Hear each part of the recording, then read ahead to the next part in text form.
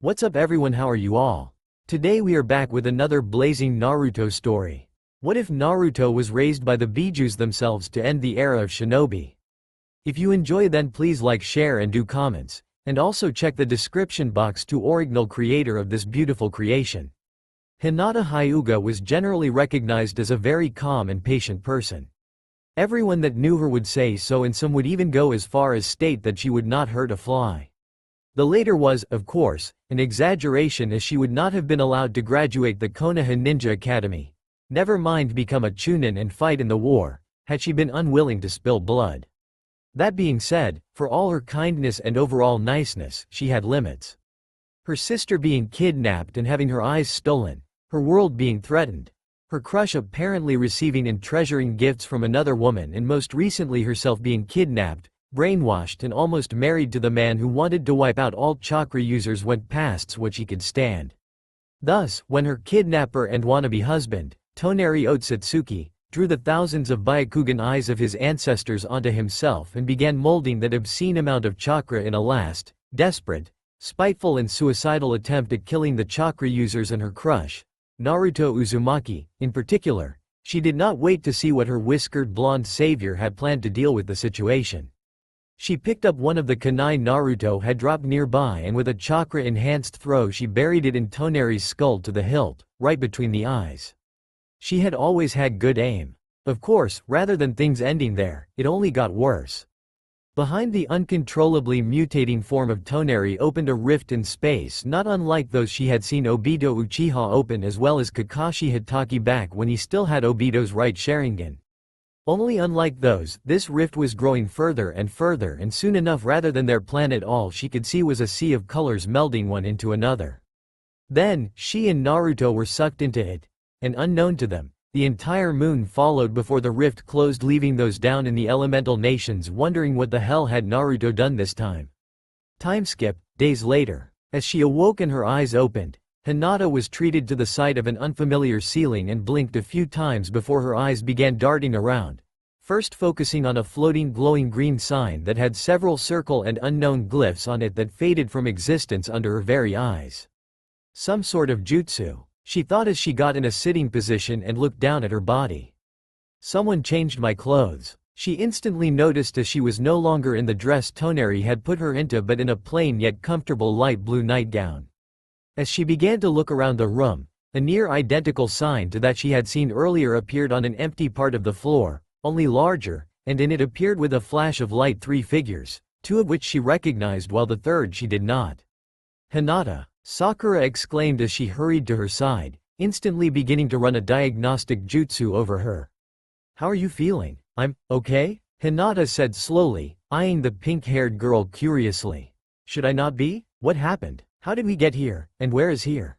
"As you were among the first to pass through the portal, you were exposed the longest to the full brunt of the corrosive atmosphere of the dimensional gap, the space Toneri's portal opened to." Shikamaru stepped closer with the tall blue-eyed, green-haired man. "You were hurt the worst, since unlike Naruto you don't have a healing factor. You've been asleep and healing for 5 days. Sakura explained as she ended her diagnostic. "Thankfully, you're fully healed now. Lord Beelzebub does great work." "Beelzebub?" Hinata's eyes went to the stranger. "Indeed. My name is Ajuka Beelzebub. I was doing some recon work with a colleague of mine in the dimensional gap when a moon almost dropped on our heads, almost literally." Ajuka commented with wry amusement. "I must confess, that is not something I ever expected to experience." "For good reason," Shikamaru snorted. "He is the one that saved us. Without appropriate protection, things dissolved in the dimensional gap. Once he realized what was happening, the Kyuubi hurried and took us all inside his chakra cloak, but the damage was done and our wounds were not healing. Had it not been for Beelzebub-san's and Leviathan-san's arrival, we would have all broken down completely a few minutes later. Our chakra provided a surprising amount of protection given that most humans die instantly, but as things stood, it was only prolonging our deaths." Sakura sighed. "I used an experimental version of my finest creations, the evil pieces, to save your lives once I took you all out of the dimensional gap, but even with the particularly strong regenerative powers I've managed to program in those particular pieces, it took a while for you all to heal." "So, everyone is okay?" I was the last one to awake? Hinata inquired. Not quite, Sakura said sheepishly. While you took the longest to heal, Naruto still hasn't awoken yet. He's taking longer to turn than you did, probably due to the size of his chakra and the Kyuubi. Turn? Hinata blinked. The evil pieces don't just heal people. They transform them into devils. Ijuka helpfully explained. We're in hell, Shikamaru told her bluntly. A blink later, Hinata passed out. As she awoke sometime later, it was explained to her that they were in a different world entirely that had several dimensions attached to it, not unlike the ones Kagaya Otsutsuki had created. It was also explained that while not entirely false, Shikamaru's statement was an oversimplification. The underworld was part of hell, the uppermost level in fact, that had been turned livable after Lucifer and a third of heaven's angels fell with him into that level of hell where Satan turned them into devils. The great war between angels, devils and fallen angels was explained to her, as was its ending that left the three biblical factions decimated, with the four Mao dead leading to their descendants attempting to take their place. It was also explained to her about the civil war where the old Mao faction was defeated and the leaders of the rebellion became the new four Mao. Circex Lucifer formerly Gremory, Ijuka Beelzebub formerly Astaroth, Seraphol Leviathan formerly Cetri and Falbium Asmodeus formerly Glacia Labelas. It was then explained to her how the evil pieces and the peerage system worked, and she found it rather similar in some ways to how things worked between the Hyuga main and branch house, minus the built-in kill and torture switch. Finding out that the man who had saved them was not only one of the leaders of the underworld, but on par with the upper-ranked Bijuu in destructive power unnerved her, but his laid-back attitude put her fears to rest at least for the moment. She had other things to worry about, namely her sister and Naruto. As it turned out, Hanabi had been the least wounded despite missing her eyes at the time and the first to be turned due to her smaller chakra reserves. Oh, her younger sister had at least upper Chunin chakra reserves, but by comparison her reserve was the smallest. The one who awoke next was Sai, who while being a Tokubetsu Jonin had only high Chunin level reserves, followed by Shikamaru with his low Jonin reserves. A couple days after it was Sakura's turn, who despite having the lowest reserves amongst them all also had her yin seal that held near cage level reserves. With Hinata awaking on the eve of the fifth day, likely due to her now massive chakra reserves thanks to Hamura Otsutsuki's gift that appeared to have persisted beyond the destruction of the Tensigen, only Naruto remained asleep. She visited him every few hours between catching up to the realities of their new life, but there was more to take in than she could imagine in Kurama. The Kyuubi spent all his time at Naruto's side in the magically expanded room, unwilling to return to the seal and rejoin the portion of himself he had left there in order to avoid lengthening Naruto's transformation further, as well as a possible death as they were unsure how the evil pieces affected Bijuu. Apparently, while newly reincarnated devils like herself and the others normally started off as low-class devils under their king who was a high-class devil or above, things were different for the four Mao, in that they were given 2 months to accustom to their new circumstance before being tested in combat, and depending on their performance they received a rank. This deviation to the rules was due to idea that the four Mao would not reincarnate into their peerage just anyone and it would be shame to waste their potential for months, even years, as was the custom before letting them take the class advancement exam. So, since the four Mao were not just the leaders of the devils but also the strongest amongst them, the power of their servants would be tested and ranks granted accordingly.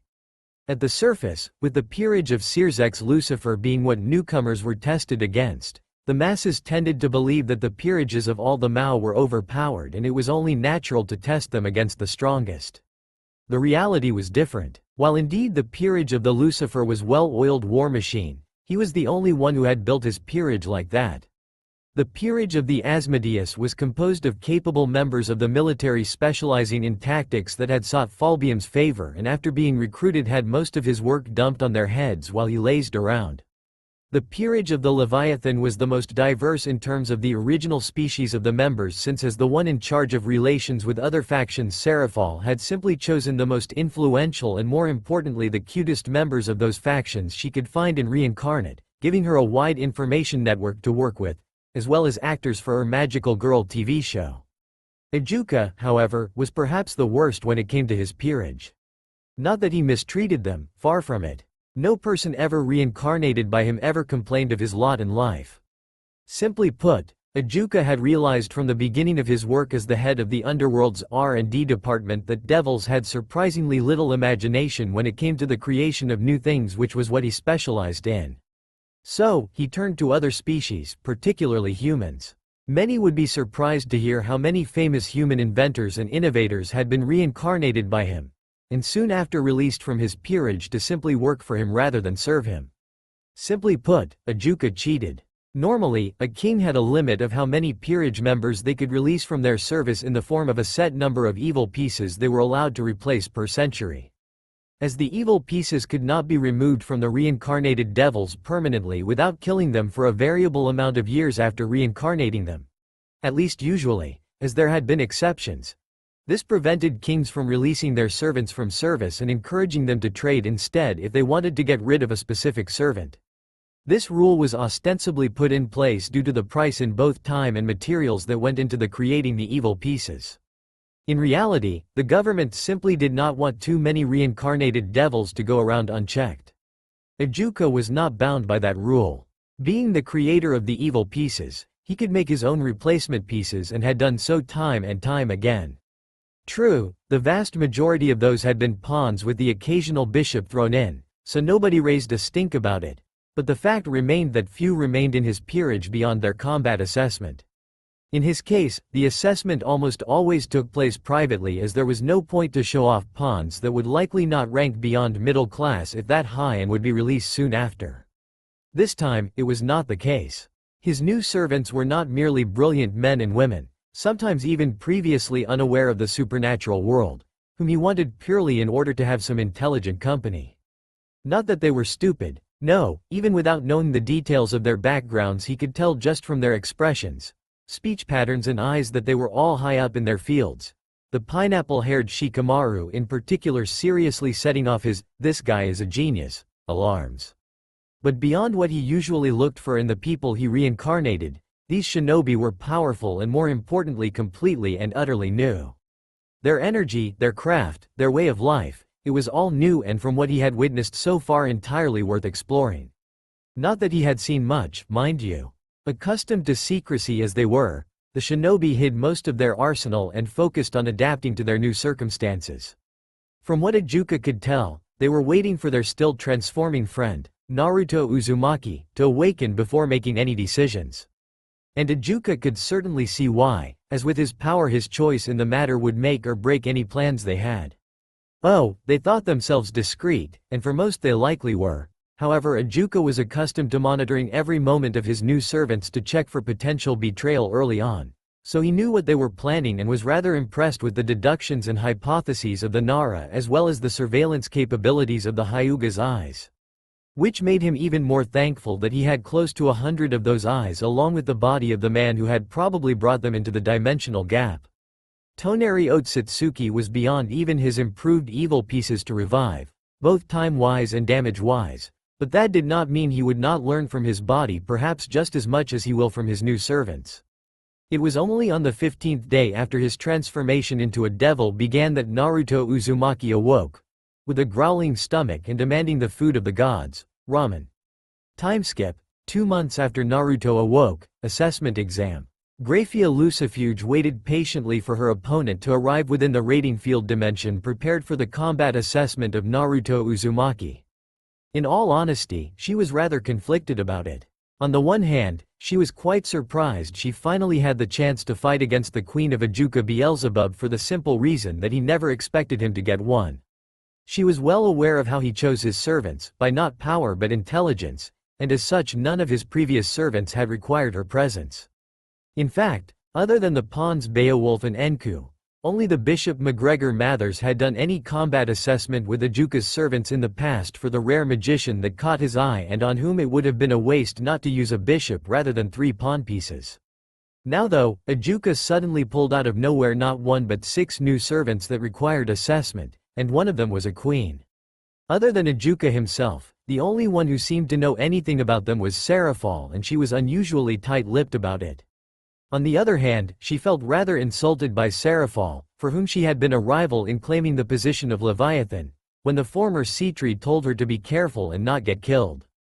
She was an ultimate-class devil, for goodness sake, on par with the Satans themselves. The mere idea of some no-name reincarnated devil besting her was ridiculous. No, she was nearly certain that this Naruto Uzumaki, a man of Asian descent going by his name, was simply the possessor of one of the 13 Longinus sacred gears that Ajuka had happened to cross and reincarnated for the simple purpose of having one of the legendary tools on hand to experiment on. In other words, the worth of Uzumaki Naruto himself was only of one pawn piece, maybe two if his Longinus was among the lower class ones.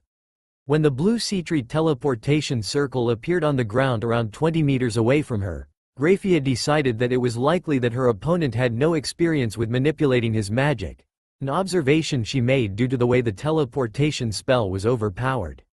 More than likely, the newborn devil was pushing as much power as he could in it in an attempt to make it work better despite his inexperience with it. As the blonde in his late teens appeared from the circle, she was not impressed. Sure, he was rather handsome and the whisker-like scars or birthmarks on his cheeks gave him an exotic look. But power-wise she was not feeling much from him, so she decided her assumption of the necessity of the queen piece being due to a Longinus was likely accurate. He was also not the intellectual type given his carefree grin. The rank assessment of Naruto Uzumaki Dono, newly reincarnated queen of Ajuka Beelzebub-sama, will begin shortly. His opponent shall be Graphia Lucifuge Dono, queen of Searsex Lucifer-sama. Combatants, please stand by. The announcer instructed. As Graphia tensed in preparation, she was rather unnerved by how confident the blonde seemed to look as he entered a loose stance. What Longinus does he have? Graphia wondered. It's not the true Longinus, otherwise I would have felt some holy power from him, nor the Zenith Tempest, as it's in the hands of the Church's strongest. Divine Dividing and Canis Lycaon have been confirmed to have sided with the Grigori. Maybe it's the dimension lost?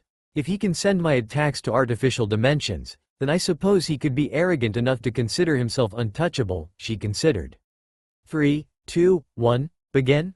The announcer declared, and a moment later Naruto was right in her face, barely giving her enough time to summon a wall of ice between them. Fast, she thought with wide eyes before she found herself being flung away dozens of meters as her ice wall exploded. Looking towards the source, she saw him lowering his fist, and strong. That ice wall was a rush job, but it would take raw strength on par with Surtur to destroy it so quickly and so devastatingly.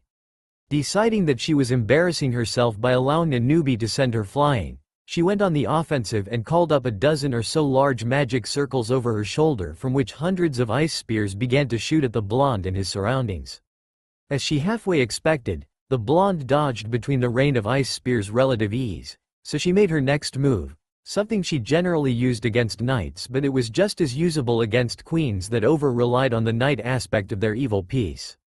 She turned the floor to ice and waited with a half-smile for him to slip, only for her expression to become shock when he proved to have no less grip on the mirror like ice than he would on coarse stone.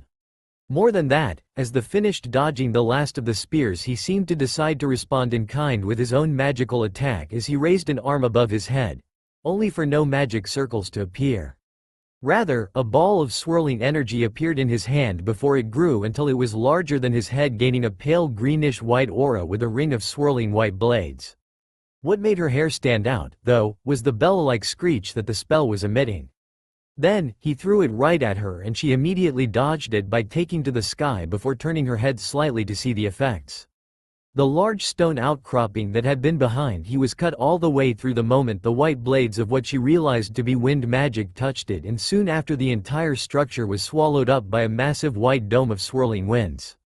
Her eyesight was not anything special by devil standards, but she could clearly see how within that dome the solid volcanic stone was being shredded to dust by the maelstrom of millions of tiny wind blades. That attack is dangerous, she realized instantly. Even a glancing blow may cause incalculable damage to me, rook defense or not. Naruto was not content to letting her analyze his attacks though, and as soon as he felt that she was not giving him enough attention in favor of his Rasen Shuriken, he disappeared from his spot before appearing midair just in time to pound her through the ice wall she summoned on reflex several yards away, forming a trench through the ground before she stopped. When she did, though, she was no longer holding back. The opening greetings, as they were, had been delivered, and from here on out they were fighting seriously, spar or not.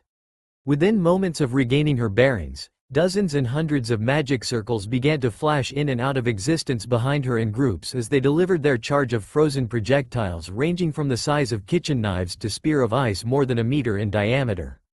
On his part, Naruto was blocking them like a champ, using a couple senpo, Chudama Rasengan to essentials grindway whatever she threw at him, which was surprisingly easy even when taking into account that the spiraling balls of chakra he was holding were taller than he was and each possessed more energy than the average high-class devil.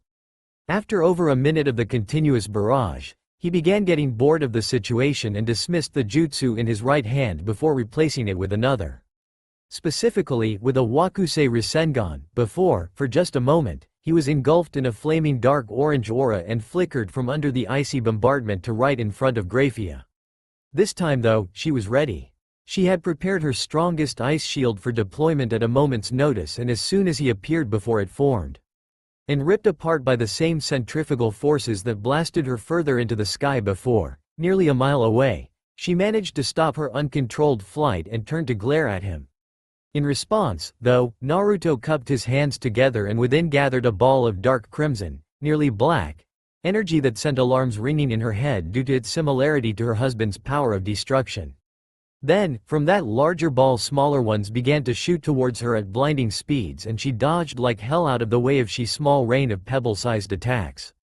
Seconds later, as the seemingly harmless black ball landed across the landscape behind her, she was more than glad that she had chosen to dodge rather than block or deflect when each of those tiny balls exploded with power comparable to the nuclear bombs the humans on Earth were so proud of.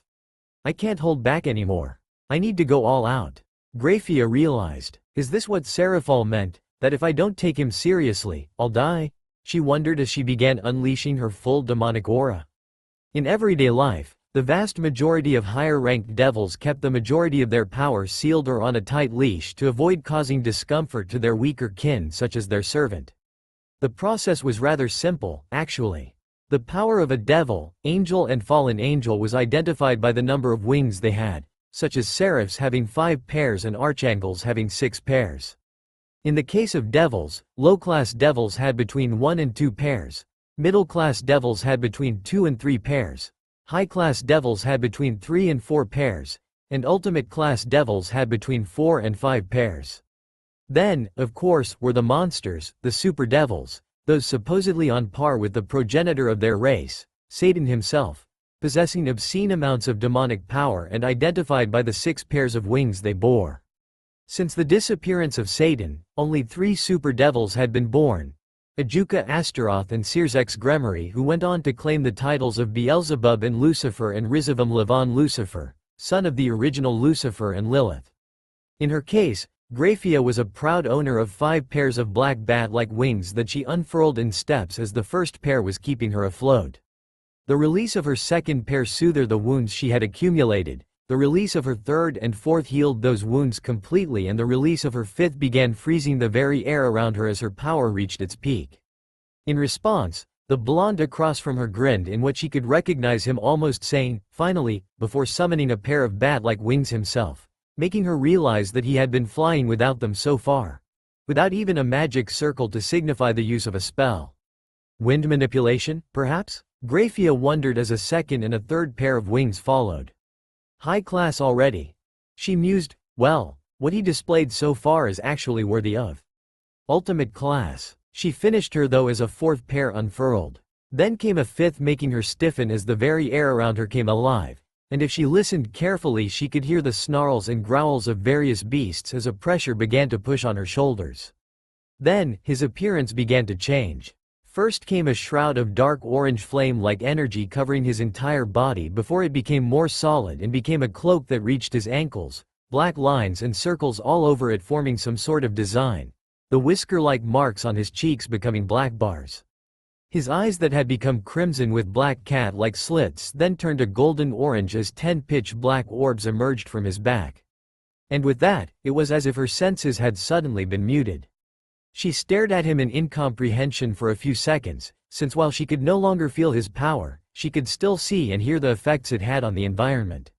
Then she looked into his golden orange eyes and remembers seeing such eyes in the past. In a yukai senjutsu, She realized with trepidation. He was dangerous without it, on my level even, with it. This is something else entirely. Then, his changes continued. First was the darkening of his energy cloak to a dark reed, near black, just like the bombs he had shot at her earlier, turning him from a source of illumination to a spot that devoured light. Then, the shape began to change, with horns emerging from his forehead, then tails emerging from his lower back one at a time, apparently made of the same dark red, near black, energy. And with every tail that appeared, the pressure on shoulders that made it harder and harder to breathe increased exponentially, the emergence of the fifth tail causing her to pass out and be automatically teleported away. As such, she did not witness the emergence of the ninth tail and the sixth pair of devil wings that came with it, nor that of the 10th tail that turned his entire body and shroud into the same black substance as the 10 black balls behind him. She did not witness the cataclysm that followed. Observation room. Watching as Naruto depowered from his strongest form, the 4 Mao the Ajuka's other 5 new servants, they were quiet. I've spoken with Naruto and he agreed to keep his status as a super devil secret for the time being. Ajuka ended the silence. He knows that just with becoming my queen he would be getting more attention than he is comfortable with. Add the fact that he is now the new, strongest queen, and he'll probably be hiding his face from the public for months if he can get away with it. Simply being known to be ultimate class is enough for now, since the status as a super devil is not actually a defined category that gives him any perks beyond more attention. I see. Searsex must, inwardly thankful his wife had just passed out from the pressure of the blonde's aura before he had to use some of the immense power to do actual damage to her. I suppose we'll be keeping that knowledge between those of use in this room? Indeed. I will cut the recording when Graphia passed out and Naruto was declared the winner. We can give that to the masses to satisfy their curiosity. Ajuka agreed. No need for them to know that my new queen can turn all of the underworld to rubble if it struck his fancy. He smirked. Should we expect similar performances from you 5? Falbium glanced at the shinobi. Sorry, but I've only met 4 other people in our world holding anything close to that kind of power. Sakura shook her head with more than a little relief. Obito and Madara are dead. Kagaya is sealed and Sasuke is still in the elemental nations. Ah, that's good. One super devil to hide from the other factions will be troublesome enough. Searsex sighed. Not that we're not happy to have him, mind you, but we're trying to build bridges with heaven and the Grigori, and suddenly pulling someone like Naruto out of nowhere will cause a lot of noise. Meh, give it a year or 2 for people to get used to him existing and being powerful, and he can claim his increase of power was gradual, even encouraging others to train harder. Seraphal scoffed. Well, if that's decided, we have 5 other assessments to make. Ajuka nodded towards the 5 shinobi. By comparison, the following fights were rather lackluster. Sure, Shikamaru put up a good fight against McGregor Mathers considering the older man had required the use of 2 bishop's pieces to reincarnate, what with sinking and traveling between shadows like Naruto had taught him. A trick the blonde had picked up from the toads. And Sakura had ignored the flames emanating Surtur's body and punching him through a mountain. Repeatedly. Not even Hinata and Soji Okida's display of sublime skill and blinking speed matched up. Never mind Sai's and Hanabi's fights against Enku and Beowulf respectively, with the shinobi ending their fights by paralyzing their targets either through seals or numbing their bodies through strikes at their pressure points. All in all, the verdict of the day was as followed. Naruto Uzumaki, reincarnated with a mutated queen. Super devil in the guise of an ultimate class devil. Shikamaru Nara, reincarnated with bishop. High class devil. Sakura Haruno, reincarnated with a mutated rook. High class devil bordering on ultimate class. Hinata Hyuga, reincarnated with 1 regular knight piece and 1 mutated knight. High class devil bordering on ultimate class. Sai, reincarnated with 3 pawns. Middle class devil. Hanabi Hyuga, reincarnated with 2 pawns. Middle class devil. Naruto was in a pretty damn good mood. Why wouldn't he? He had just beaten one of the strongest people in the underworld without actually seriously harming them, which would have put him on the top of the shit list of the strongest devil in the underworld, and had gotten promoted near the top of the food chain, which came with not just a fancied title of being ultimate class, which was, admittedly, pretty badass on its own, but also with a very large plot of land. It was nowhere near as big as any of the lands of the remaining pillars of the underworld, true, but with him being the queen of Amao it was just over twice as large as any ultimate class devil that did not come from a noble family, and those usually received a section of their family's land to control directly rather than neutral, previously unused land like he did. On the plus side, he could build anything he wanted there without worries of messing up something already established. On the other hand, until he created some industry to produce something, he was not earning any money from that land. Not that the blonde Uzumaki had money issues at the moment.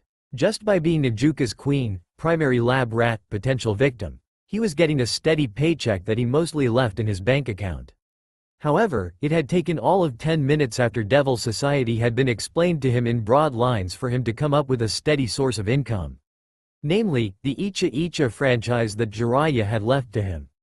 Having been forced to do essentially nothing strenuous for months in the aftermath of the war against the Akatsuki and their string pullers.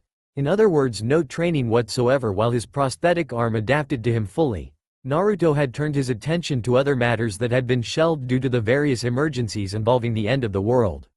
The Icha Icha was one of them. Having read the tale of the utterly gutsy shinobi and having coerced into proofreading the third volume of Icha Icha, Naruto was well aware that while Jiraiya was not a bad author, the mistakes he made put off a lot of people that were not interested in only gratuitous porn. So, he took apart all 3 Icha Icha books and rewrote them in a more cursive and flowing manner while keeping the same level of porn. As he had expected, the book sales for the rewritten Icha Icha were very profitable, and some people were even suggesting he write a 4th volume in the series. In a world where the darker aspects of life as well as the generally intimate ones were at the high of the population's preferences at all times, Naruto was not in the least surprised when the very first volume of Icha Icha earned him in just the month and a half between when he published it and his assessment a small fortune that would let him live comfortable for a year or two. And it would only earn more as time passed, never mind the other 2 volumes that would be published eventually. Much to his satisfaction, with the earning of the Icha Icha series he was probably set for life or at least a few centuries of it. Which was now a necessity since, after more than a little experimentation, it was determined that there was absolutely no way for them to return home. They had tried every option available, even summoning jutsu, but none worked. Toneri's space-time portal had been meant to be unstable and destroy them in the process of sending them away. That was what Sakura and Ijuka had managed to conclude from analyzing the Otsutsuki's brain. That his death at Hinata's hands had stabilized the portal had been a fluke and that the portal had continued to drain on Toneri's chakra and expand until it had taken the moon with it had been even more unlikely to happen. But happen it did, and despite the near certitude of never returning home they at least had the satisfaction that at least they had stopped the moon from crushing their world. Not that returning home was something they could really do at the moment. Disregarding their debt to Ijuka which they could pay off somehow in due time, which their revelations of various aspects of their world was paying off already at a steady pace, the fact remained that they were no longer human. Even if they somehow found a way home, they would still be devils, they would still have centuries and millennia of life to look forward to while everyone they knew had less than a century to live. Some not even a couple decades if they thought of Onoki who was already old as dirt and Tsunade whose regeneration jutsu had shortened her lifespan and prematurely aged her despite her usual appearance might suggest. Them, though, if Lord and Lady Gremory, the Lucifer's parents, were anything to go by for people older than the Sage of Six Paths, then the reincarnated shinobi had a long life ahead of them. And frankly, for all that saddened him to never again see his friends, to never get the opportunity to become Hokage, Naruto had no intention of moping around. His entire life consisted of obstacles that would break a lesser man and he had overcome them all. If he really sat down and thought about it, his destiny in the elemental nations had been fulfilled. The Akatsuki was defeated, Madara was dead, Kagaya was sealed, the Bijuu were free, the world was at peace. And his last act there was to prevent the all-world from going splat. A pretty impressive resume, all in all. Now he was a devil. It was a new chapter in his life and he was not going to start things off being broody and Uchiha-like. The others were in a similar state, more or less. Sai didn't really care, as while he had improved much from his root days, he still considered himself a tool for Konoha deep down. Having ended up stranded in a different world as the price of completing a mission and saving the village was perfectly reasonable to him. and with Ajuka becoming his new master, things were pretty good in his life. Shikamaru was somewhat more depressed, being separated from his clan and closest friends Ino and Choji, but as there was nothing to do about it, he got over it and returned to his usual lazy yet genius self, doing his best to avoid actually working. Hinata had blamed herself for weak until Hanabi of all people snapped her out of it. In the end, had it not been for her impulsive action, they would be dead rather than just stranded in a different world and functionally immortal. Yes, they would miss their world, but considering how distant the average Hyuga was, never mind the main branch, they would not miss their family that much. Sakura, though, had had it the worst. Being more social amongst them, as well as having both her parents alive, made the sudden separation hurt her the most. In a way, it felt worse than simply dying on a mission, since given their situation it was unlikely their souls would go to their world's afterlife when they died, or any afterlife at all, considering that devils were supposedly damned. Surprisingly enough, it had been Kurama who snapped her out of her funk by poking fun at her until she lost her temper and attacked the fox. The following fight, which obviously ended with the Bijuu's overwhelming victory, led to Sakura not only calming down and getting over most of her issues, but the discovery and cementing of her sin, or at least one of them. It was incredible how refreshed she felt after letting out all that accumulated rage, but it made sense once Ajuka explained what really happened and what it meant for them. Devils were creatures of sin. The growth and stability of their power, as well as their mental stability, relied on their indulgence in one or more of the 7 deadly sins: wrath, sloth, gluttony, greed, envy, lust and pride. One of Sakura's sins was wrath. That surprised nobody that knew her. Ajuka, however, advised her to find another sin or two to indulge in to reduce her reliance on wrath, since overindulging in it would eventually make her too short-tempered to function properly in society. The same went for the other sins. It was better to indulge in several to smaller degrees than in just one utterly. To no one's surprise, Shikamaru's sin was sloth. However, both to keep himself more balanced and as a memento of his Akamichi best friend, he chose gluttony as his secondary sin. For the Hyuga-raised Hanabi, pride came as easy as breathing, and she chose to temper it with some sloth and envy. In Naruto and Hinata's case, Kurama took matters in his own hands, which meant Naruto and Hinata woke up locked in the same room naked as the day they were born, which gave them an incentive to not only clear whatever misunderstandings had plagued and troubled them during their last mission, but also cement their primary sin as lust, and their probably secondary as greed, given that they did not leave that room for a while even after they discovered they could. Now though, they had adapted to the basics of devil life in the underworld, and with their assessment over, 4 of them would be receiving their own sets of evil pieces so they could form their own peerages. There were several ways that this event normally occurred. In the case of noble families, which had high levels of demonic power due to their genetics, the children commonly received their evil pieces at age 10, which was the average age when pure-blooded devils from noble families reached a level of demonic power that classified them as high class, thus enabling them to use the evil pieces without issue. Depending on the family, they could either receive a set of evil pieces and bind to them on their own in privacy, or, if the family possessed demonic power that held special properties, Ajuka regulated the way they channeled their power into the evil pieces in order to potentially confer higher affinities for the eventual receivers of those evil pieces to the magics of those specific families. For regular pure-blooded devils that simply managed to advance in rank to high class despite being born amongst the lower ranks, Ajuka simply provided them with their sets once they were awarded high class and left them to bind the pieces to them and themselves to the system by connecting with the King Peace Monument in Lilith, their capital. For reincarnated devils, though, things were often more complicated, which in Ajuka's view made them more interesting. For one thing, unlike with pure-blooded devils who were awarded high-class status once they had accumulated the standard amount of demonic power to maintain the evil pieces, reincarnated devils needed to spend a period of time proving themselves, both in their worth and their loyalty to their master and government, before they would be awarded high-class status, in addition to having the standard amount of demonic power for high-class devils. As such, more often than not, by the time the usually pro-pureblood government deemed them worthy enough, the reincarnated high-class devils had too much power for a standard binding to evil pieces to work.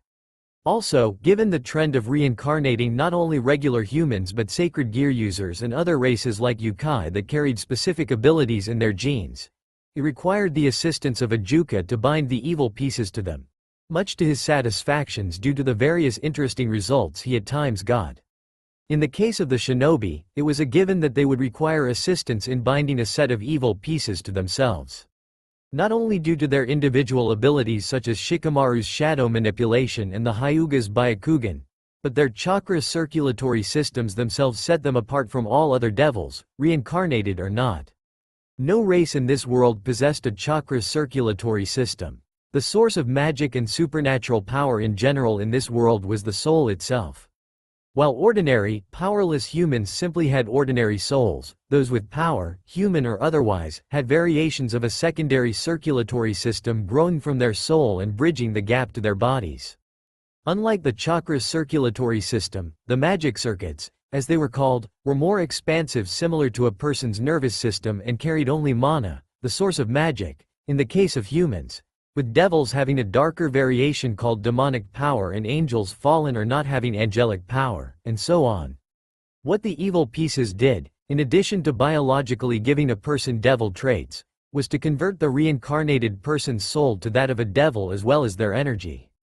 More so, the reincarnation process triggered not only the activation of all dormant magic circuits, but also the artificial creation of more depending on what evil piece was used on them, with the circuits holding various properties, some being of height, quality and quantity to give bishops more mana to work with, some allowing the enhancing of speed to give knights increased agility, some allowing the enhancing of endurance and strength to give rooks more resilience and power, and some allowing all three for queens, while pawns had a more variable system that had limits on how long one ability could be sustained.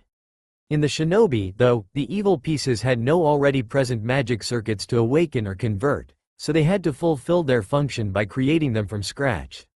Once the amount of magic circuits deemed necessary for their hosts had been created, the pieces had then moved on to the physical transformation to devil physiology, which led to the enhancement of their bodies beyond their already superhuman limits.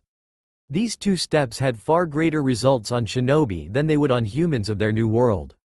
The creation of magic circuits meant increasing their reserves of yin chakra, which was the same thing as mana despite flowing through different conduits. The physical enhancement, on the other hand, meant increasing their reserves of yang chakra and its potency. It was only after those two steps that the evil pieces went on with their other tasks, converting the soul and its energy into that of a devil and forming a connection to their master, in this case a Juka, which went without a hitch. In the end, though, the bottom line was that the benefits they received from being reincarnated into devils were at least 3 times greater on average when they would have been on a talented human on Earth that would necessitated the same evil pieces used on them. So Ajuka wanted very much to see if the trait of having chakra circulatory systems would be passed down at least to some extent through their evil pieces to their future servants. The device that facilitated a more complete binding of the evil pieces to their master was rather large but structurally rather simple. It was basically a crystal sphere around 30 meters in diameter. It had used to be much smaller, but with dragons and other large creatures becoming devils and reaching high class, a larger one had become necessary, which was connected to a smaller one in which the blank evil pieces were placed and a computer monitoring and regulating the energy flow between the two. The process was rather simple, really, hence why outside special circumstance high-class devils could do the binding on their own. They poured some of their fresh blood over the blank pieces and then entered the larger crystal sphere where they would unleash their strongest form and flare their power until they were nearly exhausted. The released power would flow to the sphere holding the pieces and into them, absorbing the blood as a conduit, and once the flow of power stopped become attuned to the devil. The purpose of the computer was to ensure the process went on smoothly and that the pieces had been bound fully to their masters. Shikamaru had gone first, and as a result of him putting nearly all his demonic power and chakra into them, his evil pieces were a pitch black that absorbed light, one of his pawns even being a mutated piece. While statistically mutated pieces appeared in 1 out of 10 devils when they bound their set to them, there were ways to predict their appearance. For one thing, it was a near certain thing that when the king had reserves of demonic power far above average high-class devils, one of their evil pieces would be a mutated piece. Another factor was the properties of the devil's demonic power, such as potency. Generally, the system distributed the power equally between the pieces during the binding process, So even if someone like a super devil was the one doing it, not all his pieces were mutated despite their worth being far greater than those of other devils. It was peculiarities like special properties of the demonic powers or even personality quirks of the devil that caused the mutation. In the end, what made mutated pieces special was that they were worth more than the average piece of the same type in the same set. After all, it was ridiculous to compare the worth of the mutated pawn piece of an average high-class devil with a regular pawn piece of a super devil or even just an ultimate class devil. Sakura's turn led to the creating of his set of green evil pieces, the exhaustion of all the chakra she had accumulated in her yin seal leading to not one but two of her pieces being mutated, a bishop and a rook. Hinata's results were even more spectacular, as with her unleashing Himura's chakra in addition to her own, her evil pieces ended up a melding of cyan and purple. The number of mutated evil pieces also drew the eye. Both bishops and 3 pawns were mutated. Of course, Naruto had to top that. While the unleashing of his final form had shaken Ijuka's lab something fierce, the maelstrom of orange, red and black power that came out of him was nevertheless channeled fully into his new evil pieces, turning them a solid dark orange with red and black accents. And every last one of them was mutated. Ijuka was not in the least surprised. While he himself got about a third of his pieces mutated when he bound a new set to him, and Searsax would likely get half of them in the same state now should he need other pieces than his original ones. That was to be expected given their power levels as well as the peculiarities of their demonic power, their Kankara formula and power of destruction respectively. By comparison, Naruto had just as much if not more raw power, and more peculiarities than the two of them combined given his powerful affinities to all 5 basic elements of fire, water, earth, lightning and wind, the opposing 2, yin and yang, and several affinities generally restricted to bloodlines like lava, boil, magnet, scorch, and ink elements that he got from the melding of Bijuu chakra with his own. After recovering their energy and a quick teleportation to Lilith to bind them to the King Monument as part of the system, Ijuka took them back to his estate. Specifically, to a room Naruto had been visiting daily. The Bijuu are titanic living forms of tainted chakra, some like the Kyuubi actually called living masses of hatred due to how tainted their chakra is. The reason was rather simple, due to them being both incarnations of nature itself as once part of the Shinju as well as having at their origin the chakra of the countless humans bound to the roots of the Shinju and drained of their chakra. The Bijuu not only absorbed natural energy in the process of refilling their reserves and recoalescing should they be killed, but also the emotions carried in the chakra human release in nature. Having lived for a millennium in a world always at war with itself, it was only natural that the predominant emotions in the natural chakra in the world were negative, hence what the Bijuu absorbed. Now, Kurama was in hell. Not hell proper, but the underworld, the uppermost and technically separate portion of hell. That did not change the fact that demonically tainted energy saturated the atmosphere. And with the portion of it inside Naruto being permanented, converted and assimilated, the process of regenerating that portion of power was put in motion by drawing on the ambient energy which was all too easy to draw in. And with it hatred and malice beyond anything Kurama had ever felt in its long life. It had been a stroke of luck that they had found the Kyuubi in time and teleported the Bijuu to an isolated chamber. But the fact remained that the ambient energy of the underworld was too dark even for Kurama to safely absorb. The idea of going to the human world while he recuperated was tossed around and then quickly abandoned when Ijuka told them how whether it was on Earth or the underworld, Senjutsu users had to fight to keep their sanity against the malice that had become part of the natural energy. Kurama had reasoned that had it been just using Senjutsu, he could have handled it since he could have limited how much he took in and at what rate, allowing him to filter at least some of the malice, a theory Naruto put to the test and proved by entering not only 6 Paths Sage mode but also his new true form while retaining perfect control over himself. Yes, his energy in that state was darker but it did not mess with his head. The blonde sage had even gone ahead and proven that he could purify the energy he took in and then release it back into the atmosphere, which led to him helping along Kurama's recovery by taking in natural energy from the outside, purifying it, and then visiting Kurama and releasing that energy in the isolation room. Unfortunately, due to the underworld and Earth not having natural chakra users, the ambient energy was rather weak and yin-orientated, so they were not making much progress like that. The answer to the problem was surprisingly simple. have Naruto turn Kurama into a devil. It was often that those that were to be reincarnated into devils had received fatal wounds or even already died. In the process of healing and reviving them, the king was able to supplement the power of the evil piece with their own by maintaining direct skin-to-skin contact. Only one problem remained, however: a Bijuu was a being of pure chakra. They usually coalesced into a solid form, yes, but they were still chakra. The closest thing they had for comparison were ghosts, which freaked Naruto out something fierce, and those were impossible to reincarnate as they were well and truly dead. So, Kurama needed a physical body or at least some genetic material for the evil piece to use in the creation of at least a pseudo-body, since while closest to a ghost, Kurama was made of chakra, living energy, thus very much alive. For this, Ijuka provided the preserved blood of a nine-tailed fox yokai named Kurama, and went on to explain the story behind it and the other yokai that were famous enough for even humans not aware of the supernatural to have heard of the literary works, which interested the Bijuu and the Shinobi greatly, as the coincidence of those yokai bearing the same names as the Bijuu was too much to ignore. Ijuka had obtained samples from them and other powerful yokai capable of practicing senjutsu under the promise of not forcing anyone into it or performing unethical experiments on yokai in his research on the subject. His results were rather unsatisfactory though, and he hoped that with Naruto and maybe even Kurama's help he would make more progress in the future.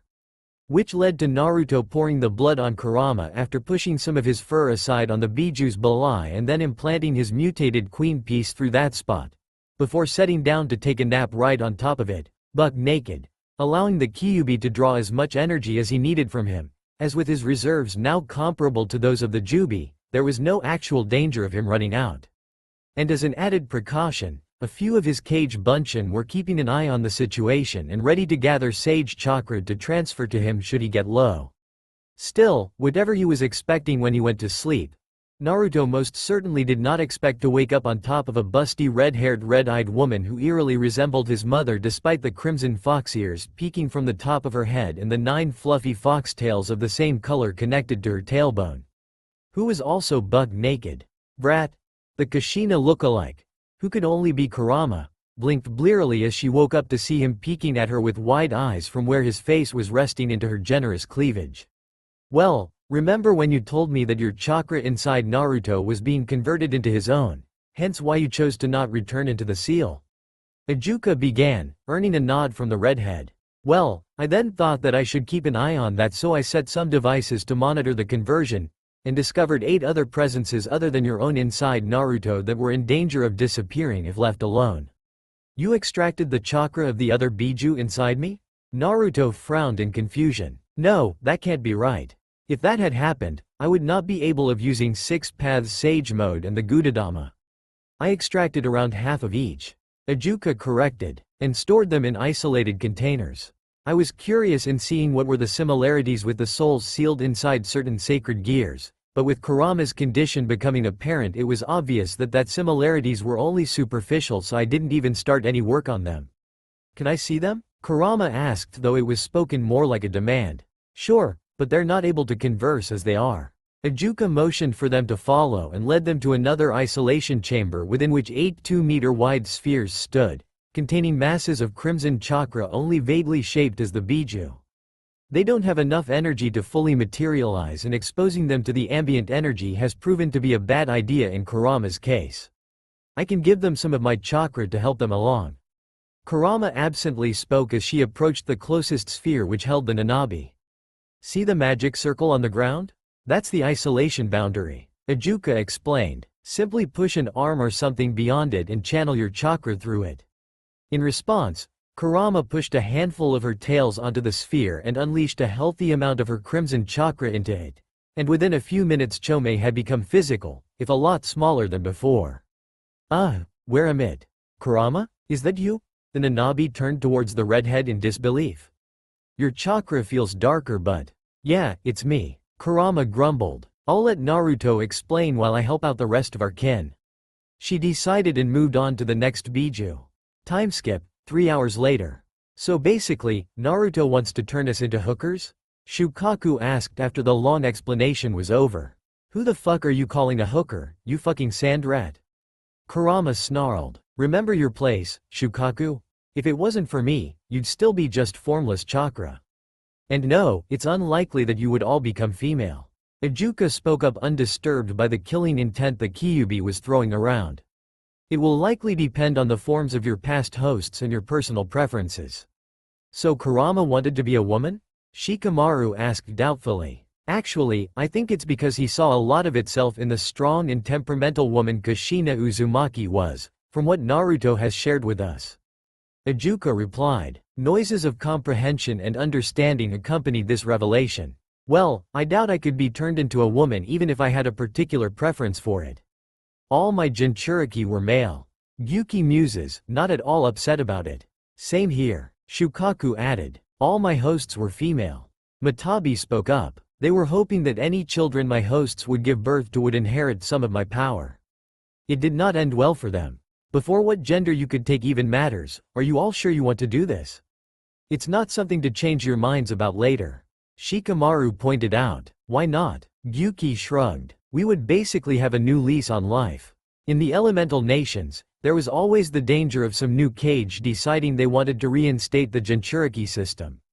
The possibility exists here as well if we remain as we are.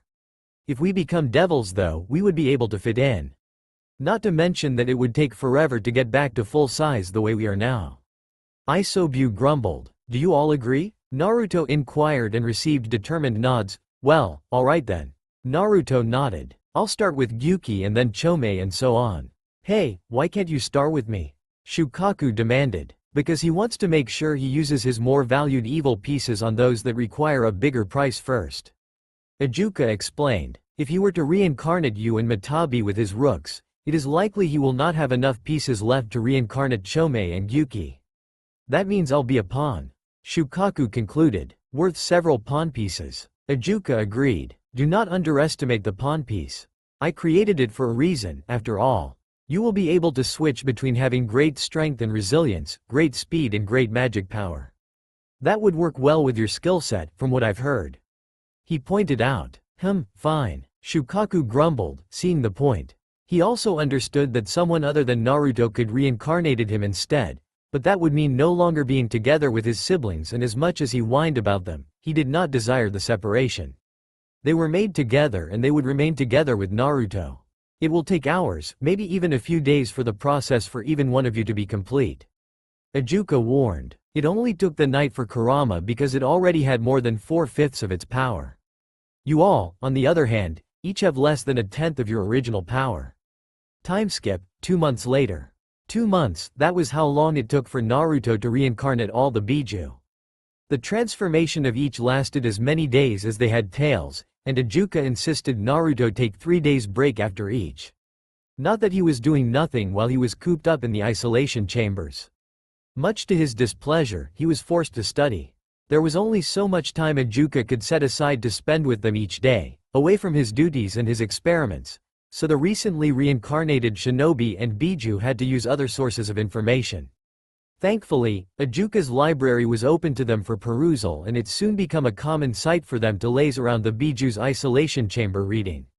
As much as some of them, Naruto and Kurama, would have wanted to skip straight to learning how to blow stuff up with magic, the fact remained that beyond the basics they knew nothing of Devil Society and history, never mind the other supernatural factions and the human world.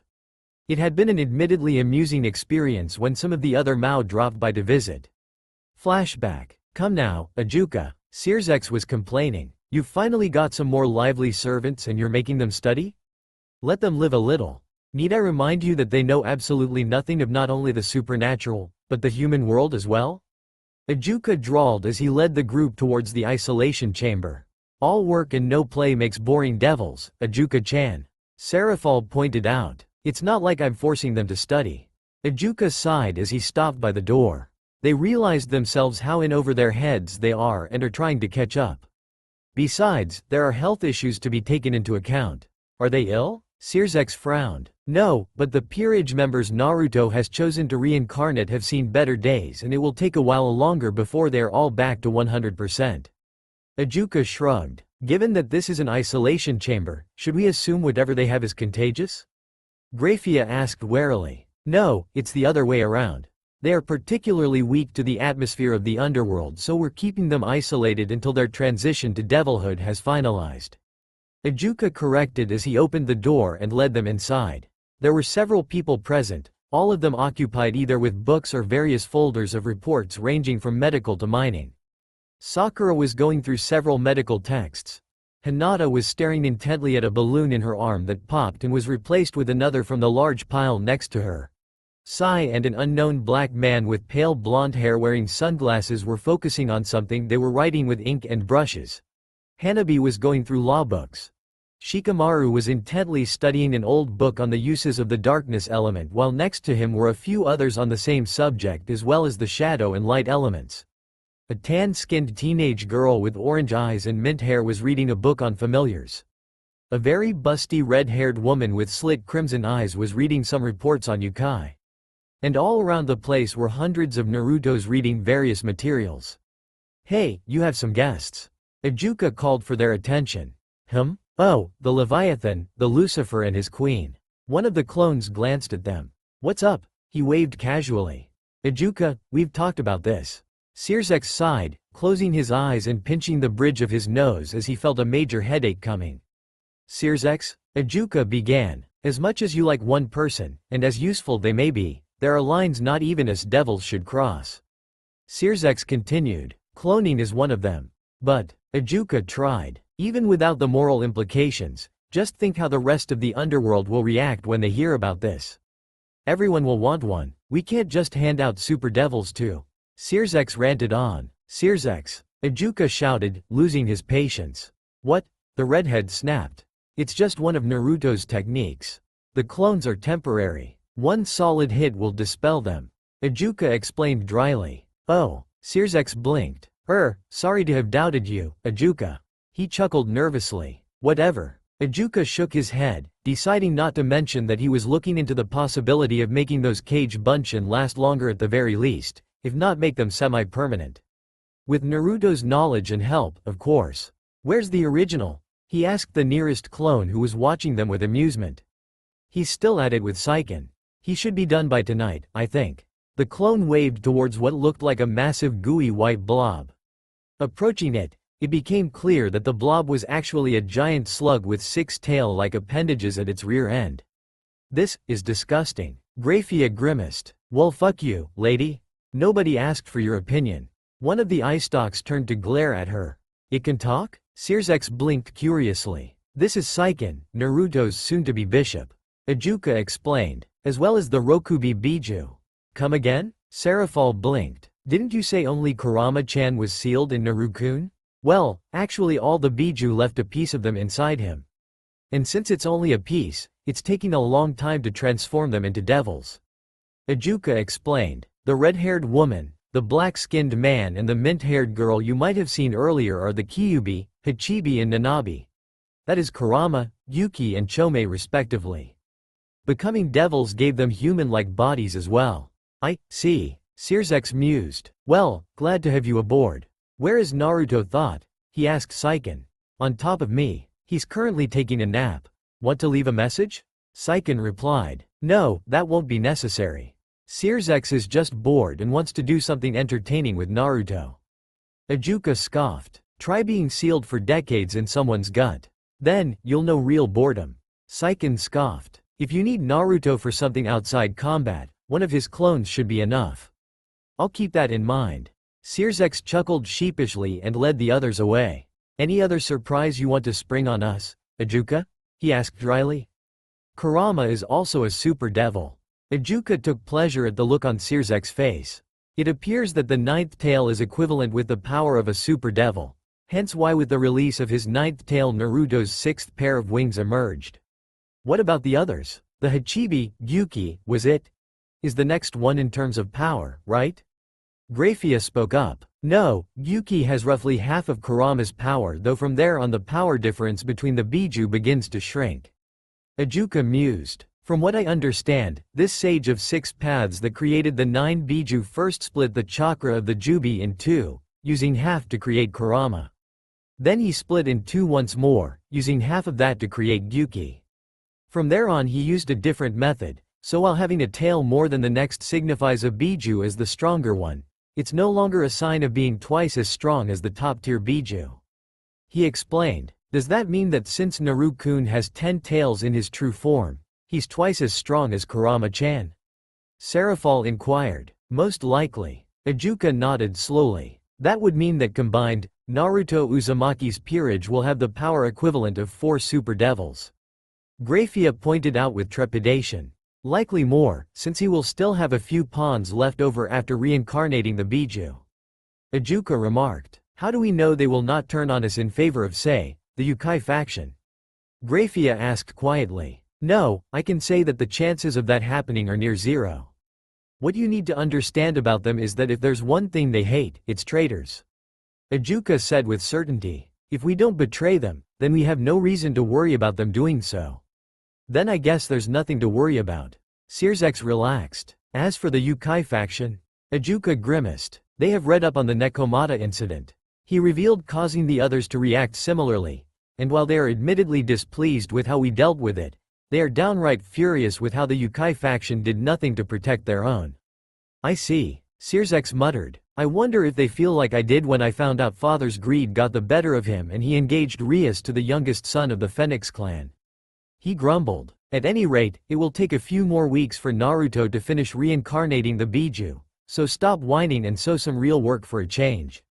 Ijuka told him flatly. Flashback end. Now though, the 9 Bijuu were assembled under their new king, the unofficial second Jubi, Naruto Uzumaki, and they were all rather bored. The fact was, Ijuka spent the majority of his time in his labs, and while Shikamaru, Sakura, Sai and even Hinata could live with that and work on their own research projects to better the underworld, Hanabi and especially Naruto and his peerage could not do that. Or rather, they were unwilling to do so. While discussing what they could do with their time now that they were decently caught up regarding the underworld and the supernatural world as a whole, Ijuka's attempts at sacred gears came up. What are sacred gears, really? Naruto spoke up. I mean, they were mentioned in various texts and we know the god of the Bible made them, but… let me explain then. Ijuka mused. Sacred gears, also known as God's artifacts, are items with powerful abilities bestowed upon humans by the biblical God. They are part of his system of enacting miracles to help humanity. Sacred gears were created at some point during the latter half of the Great War when God realized just how much damage was being inflicted upon the human world, as well as how little he could do to personally reduce that damage. Ijuka smirked slightly. You see, between leading Heaven's war effort, creating new angels to replenish Heaven's ranks, and keeping the other factions out of our war, God was quite busy, too busy to properly focus on the humans he was sworn to protect and whom he had falsely claimed to have created. So he created sacred gears so they could protect themselves. Shikamaru deduced. Indeed, not only did this allow human to pose some resistance worth noticing against those that attacked them, but with the sacred gears the humans affiliated with the church could actively participate in the war on the side of heaven. More than that, with sacred gears appearing randomly in humans, Christianity gained footholds in regions of the world where other religions reigned supreme, subverting more and more followers. It's no wonder that Christianity is today's #1 religion. Can you be a bit more specific regarding sacred gears? Sakura requested. Certainly. Ijuka agreed. For one thing, I can tell you that they can appear in those who are only part human rather than just pure-blooded humans. They have various powers, there's probably one for each type of magic out there. There are also multiple copies of the majority of sacred gears, only the 13 called the Longinus class that have the potential of killing a god being unique, though there exist weaker variations of some of them. He explained before taking a sip of water to wet his dry throat. As for their general abilities, sacred gears can also adapt and evolve based on their wielder's thoughts, needs, and feelings, gaining abilities or qualities as time passes. This is believed to be the source of balance breaker, and suggested to be the source of the transformation into a subspecies. Balance breaker? Subspecies? Kurama frowned. Sacred gears have an ultimate state of activation called the balance breaker, which is the most powerful manifestation of the sacred gear. Once reached, the balance breaker can be entered again far more easily than the first time. Ijuka explained. Reaching the balance breaker can be triggered by the feelings of its possessor. Balance breaker is said to have been never intended, and that it was a flaw in the system created by God. He paused. As for subspecies, they are sacred gears that have taken on a unique characteristic because of the thoughts and feelings of the wielder. They are more powerful than the normal form of the same sacred gear, and will sometimes gain a new ability as well. Sometimes, both the sacred gear in its normal state, as well as the balance breaker will be a subspecies. Other times, however, only the balance breaker will be a subspecies. What about their composition? What are they made of? Shikamaru inquired. That depends on the sacred gear in question.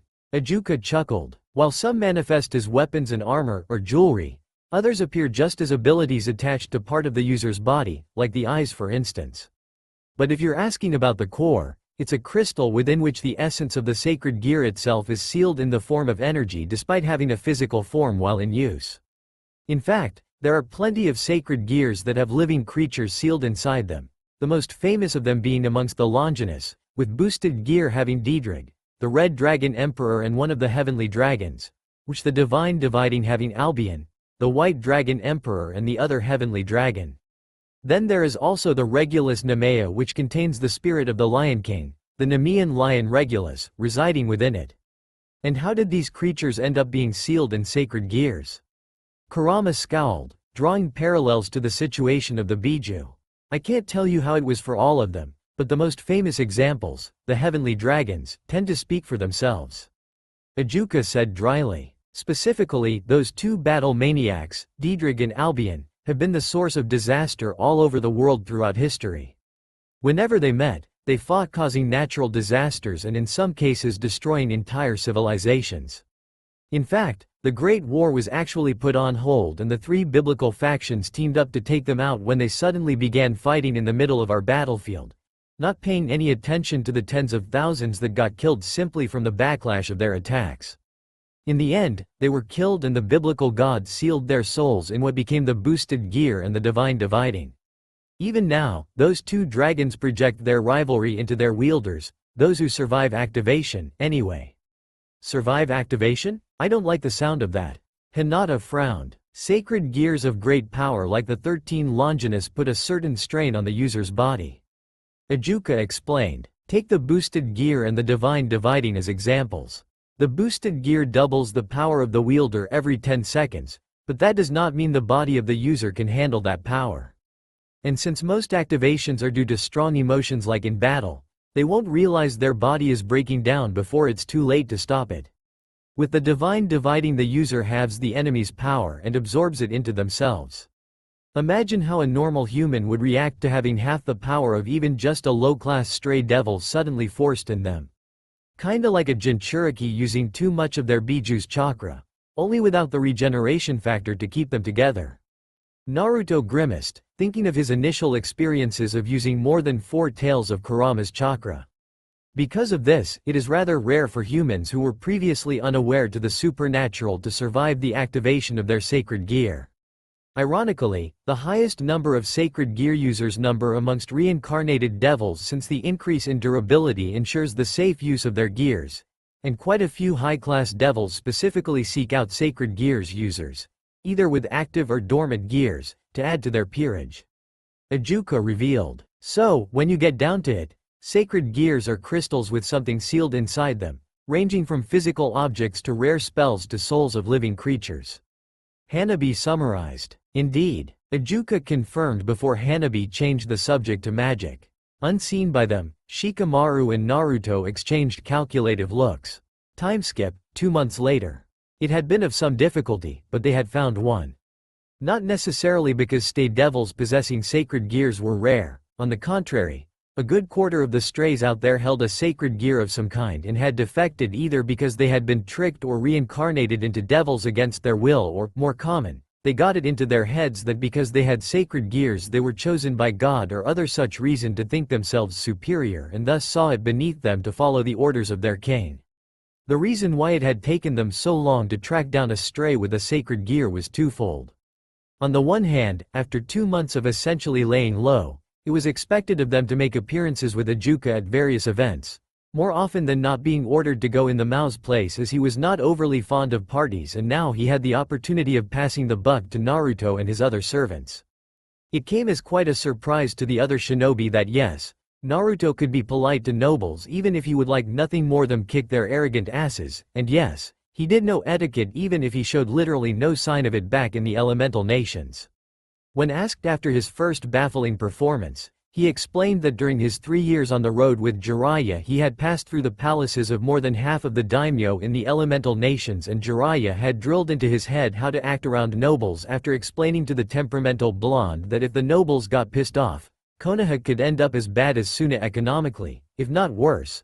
Thus Naruto learnt to bite his tongue and smile at some of the most arrogant bastards in the elemental nations who wasted more money before breakfast than it would take to keep a large family fed for a year.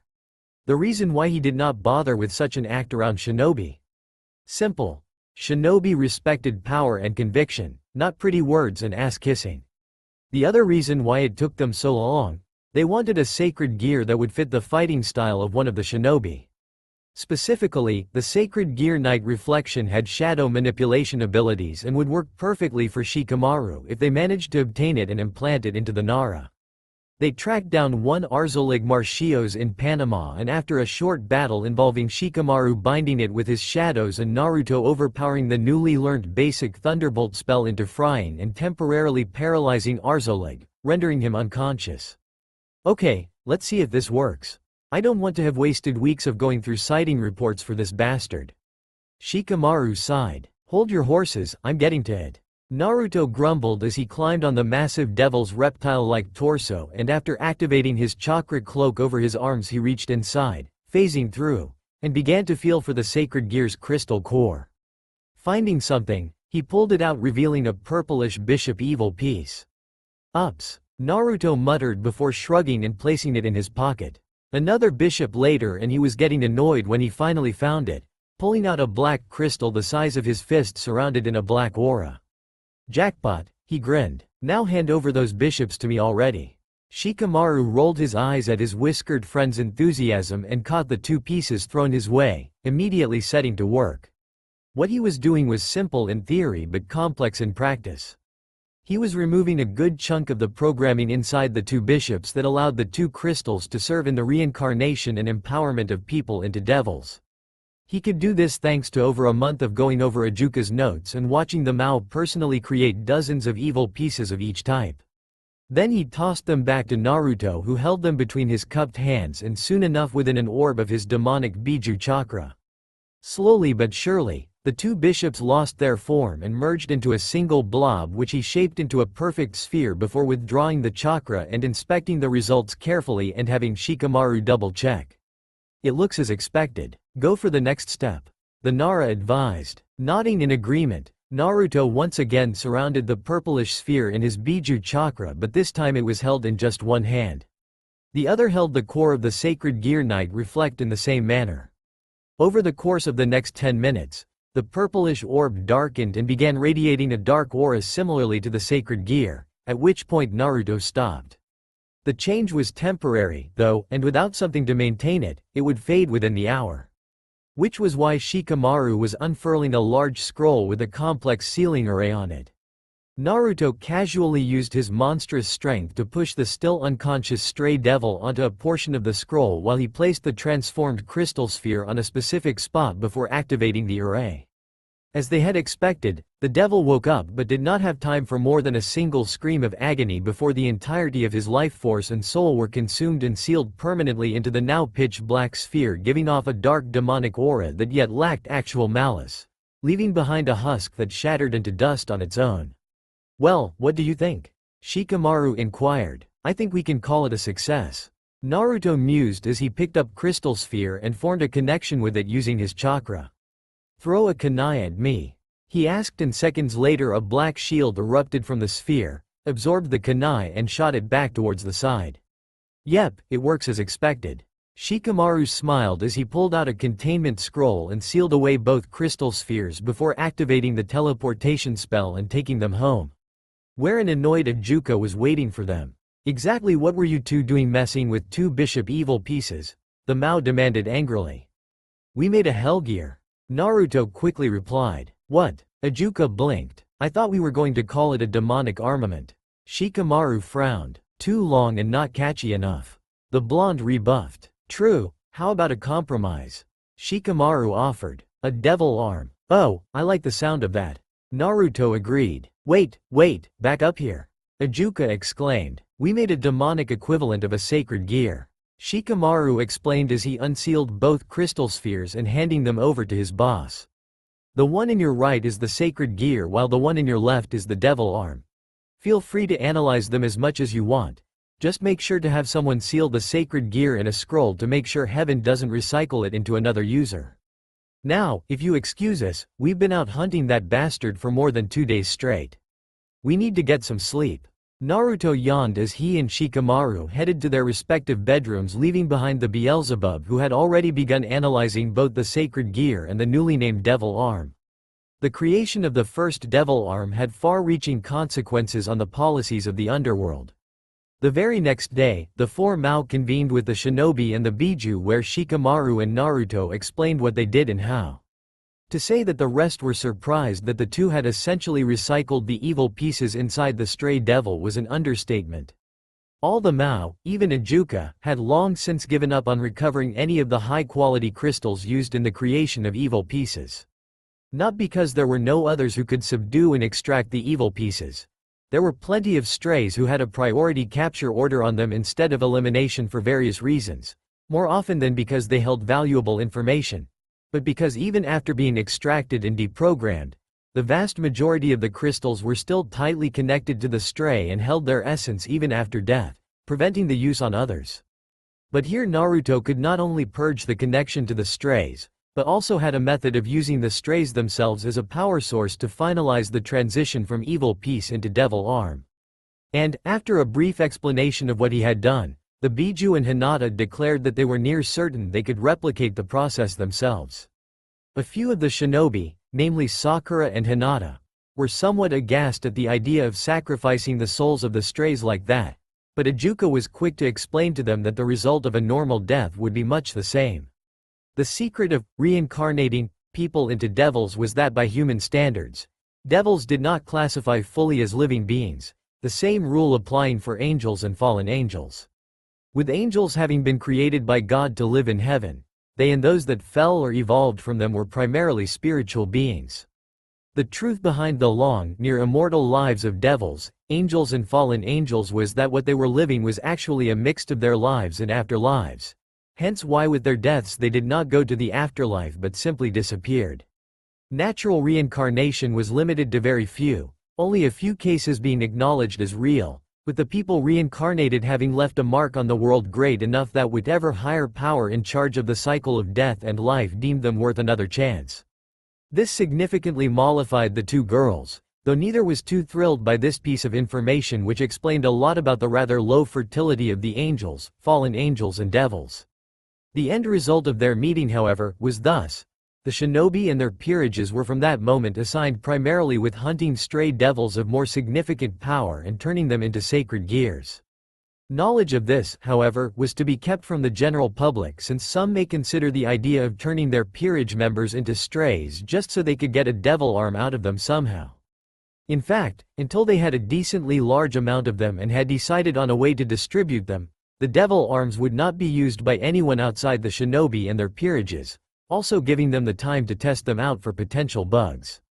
For the first few months, their schedule consisted mostly of going through reports on the sightings and assessments of various stray devils of above average power and then going to take them down. There had a few slip-ups at the beginning, mainly in the form of some of the Bijuu being overenthusiastic in taking down some strays, which led to said strays being wounded to the point of dying before they could be used to empower the devil arm core made from their evil pieces.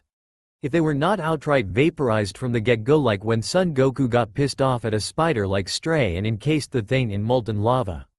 Thankfully, they only lost a couple sacred gears that way, as even when the strays did not survive long enough to be used in making the devil arms, the Bijuu, Naruto and Hinata were perceptive and fast enough to extract the God-given tools from the dying strays.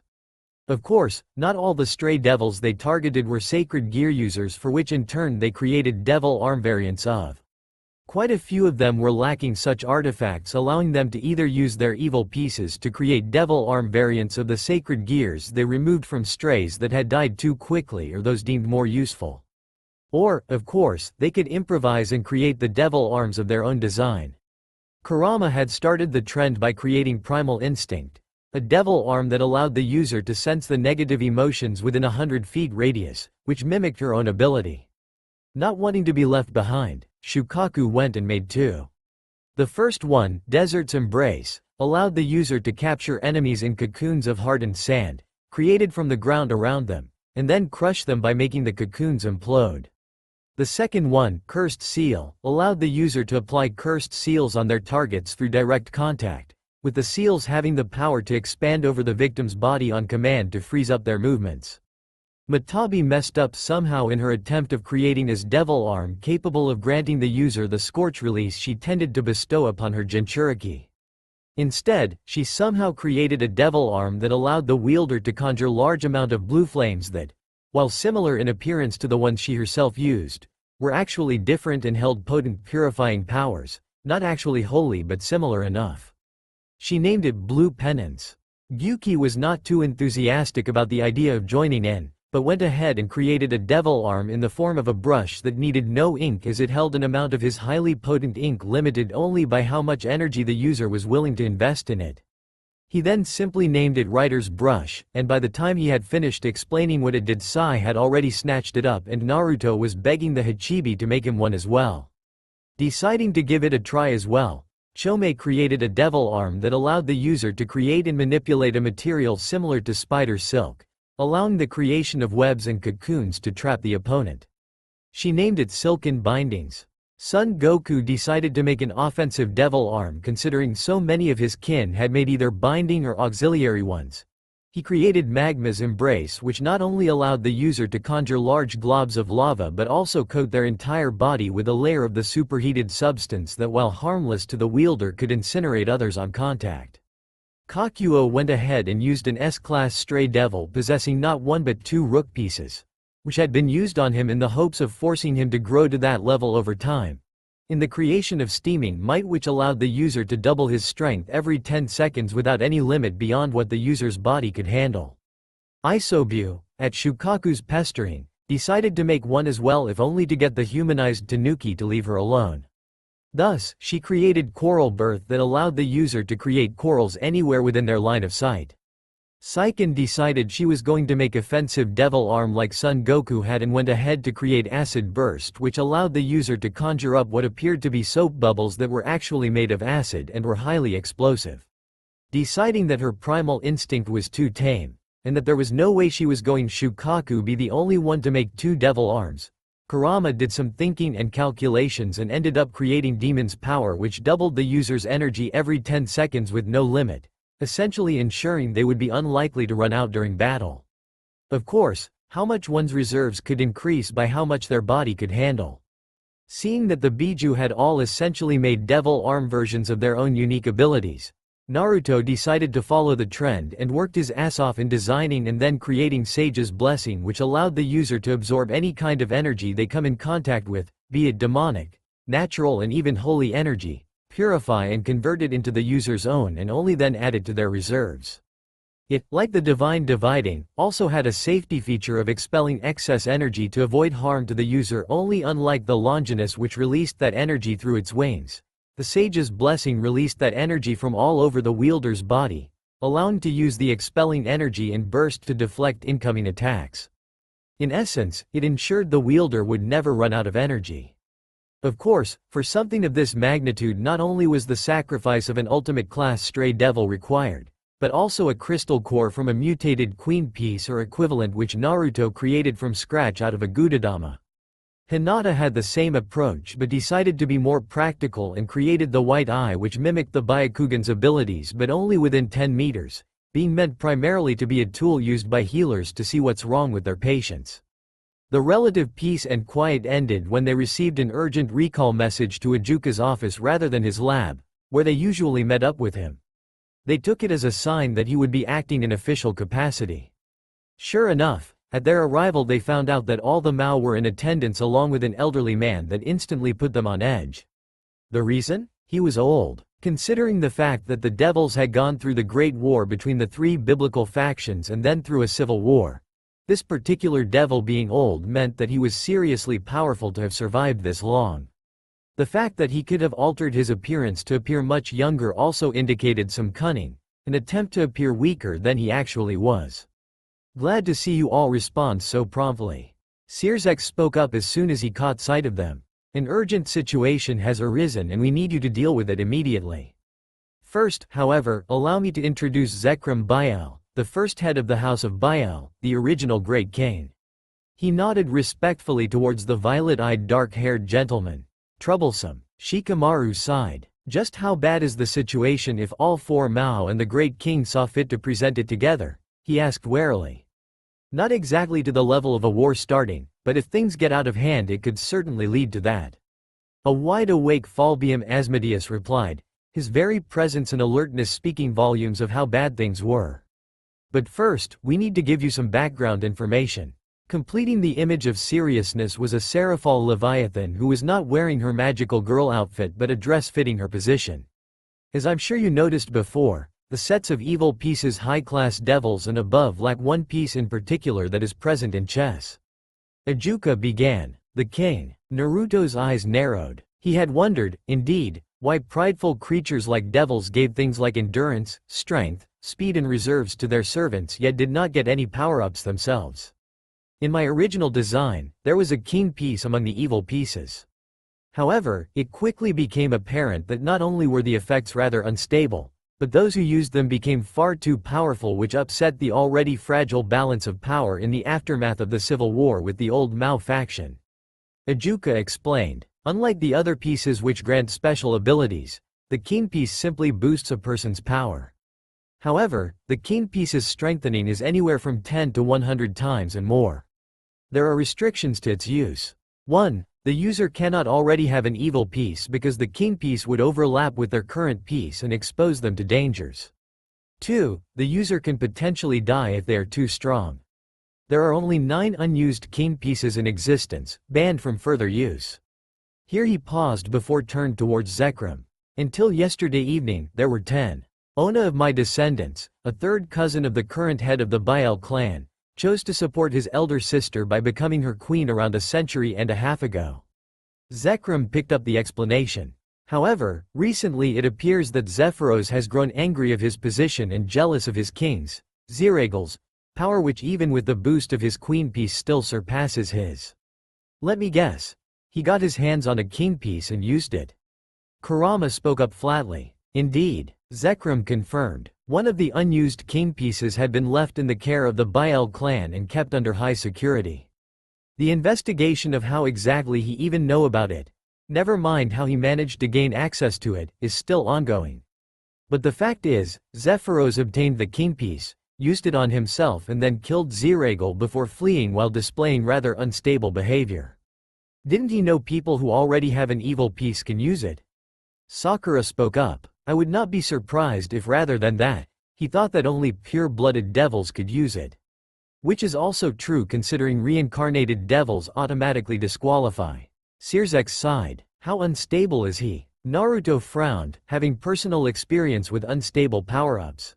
Very. At the rate things are going, he will literally explode within a week, tops. Ajuka replied. Then I suppose the question is whether you want us to put him down or to capture him so you can do it yourselves. Shikamaru deduced. I want him dead. He is not only a stray, but a kin slayer as well. Zekrom uttered. Glancing at the Mao, they received nods of confirmation. Alright then. Naruto nodded. I don't suppose you know where we can start tracking him down? Even better. Ajuka smirked. We discovered his general location and placed a teleportation disruption field over the whole region. He won't be able to teleport away, and from what I understand he was never the most athletic person even before his body started becoming unstable from the king piece. Well, that will certainly make things easier. Naruto smirked confidently. Just one question. Hanabi spoke up. If he does explode, just what kind of damage should we expect? Well, let's put it this way. Ajuka grimaced. Most high-class devils have smaller territories than what the crater would be. So we need to kill him quickly, lest the stress of battle makes him even more unstable. And if he does blow up, we won't be able to teleport away. Shikamaru summarized their situation. Swell. I admit, I am rather surprised how blasé you are about the existence of the king piece. Zekrom remarked curiously. I'm already strong enough and will only get stronger as I train. Naruto pointed out, I don't need a king piece. And if someone is using it without getting themselves and those around them killed? Not my problem, even if some of the top players of the raiding games only got there by using a king piece? Zekrom prodded. Boss, what do you think the chances of my peerage are in a raiding game with those particular top players? Naruto asked Ijuka with obvious amusement. You would wipe the floor with them. Only Dehauser Belial, who doesn't use a king piece, would be able to pose a serious threat to you, and not only because his clan's signature ability, worthlessness. Ijuka explained. I see. Well, with those people who use the king piece having no chance against me, why I should be upset. Besides, I'm a shinobi and my way of fighting has nothing against the king piece. Naruto shrugged. Your shinobi way of fighting? Zekrom raised an eyebrow. If you're not cheating during battle, you're doing it wrong. Naruto smirked. Quite the interesting queen you've got for yourself, Ijuka. I look forward to good news. Zekrom smiled as he left. The group remained in silence for a few more seconds. He teleported away. Hinata announced, allowing them all to relax. So, given that you're sending us instead of, say, Searzek's peerage, you don't want us to just kill this guy. Shikamaru spoke up. Indeed, Searzek agreed. This gives you an opportunity to create a devil arm potentially on par with one of the Longinus class sacred gears. Had the other king piece users been viable, we would have suggested already. However, amongst the few that use it, even fewer are people of more dubious interests while the remainder are actually decent people. As all of them are immensely powerful and influential, we cannot risk alienating them lest some of the more volatile ones decide to take their anger out on innocent people when they rebel. I plan on calling it a Satan-class devil arm. Ijuka spoke up. This devil arm, what do you want to do with it? Naruto asked hesitantly. Well, Searzek began. Why do you ask? He shot back. Well, if you have a certain purpose in mind for it, I can tailor it to fit that purpose. Naruto pointed out. You're going to keep it? Falbium replied. Come again? Naruto blinked. There have been some incidents that we managed to link to the old Mao faction. They are becoming more and more active. Searzek sighed. Considering that they've been silent over the past 3 centuries, it's likely that they will make an attempt to seize power in the near future. As such, we need to give the strongest players on our side some power-ups, just in case they've cooked up something dangerous during their absence. Ijuka added. Shalba Beelzebub, one of the descendants of the original Mao Beelzebub, is also an inventor and a genius in his own right. I doubt he stood idle for centuries. The Satan-class devil arms after yours will be for Mao, Graphia-chan and Kurama-chan. Serafal told them. In other words, the most powerful people on your side that are directly affiliated to you, thus completely trustworthy. Sakura nodded. How many will there be in total? 9. 1 for each level of hell. Searzek replied. So that means you need to come up with 2 more people to use them. Hinata mused before adding when several pairs of eyes turned towards her in consideration. Sorry, I already have plans for a specific devil arm that I'm designing. Which you can make powerful enough to be a Satan class 1. Ijuka pointed out. But, I wanted to make one for Hanabi as well. Hinata lowered her head. You can make the one you originally planned for me and a stronger version of it for yourself, sis. Hanabi pointed out. Even some of the Longinus class sacred gears have lesser versions out there. That's true. Hinata bit her lip. Very well. If you want to trust me with this responsibility, I will do my best not to disappoint you. She decided. That leaves one more person. Falbium began to look at Yuki. I already have a devil arm and I don't want to replace it. So drop it, the Hachibi said flatly. Well, I suppose we can decide on the last candidate later on.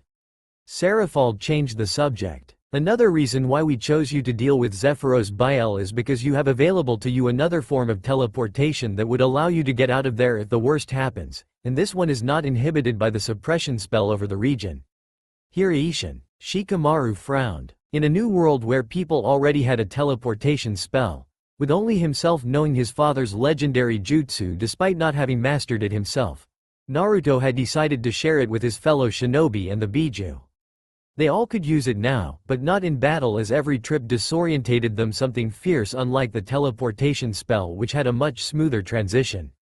As such, only Naruto, Kurama, Hinata and Hanabi who were used with intense high-speed combat were able to use the Hiraishin in combat.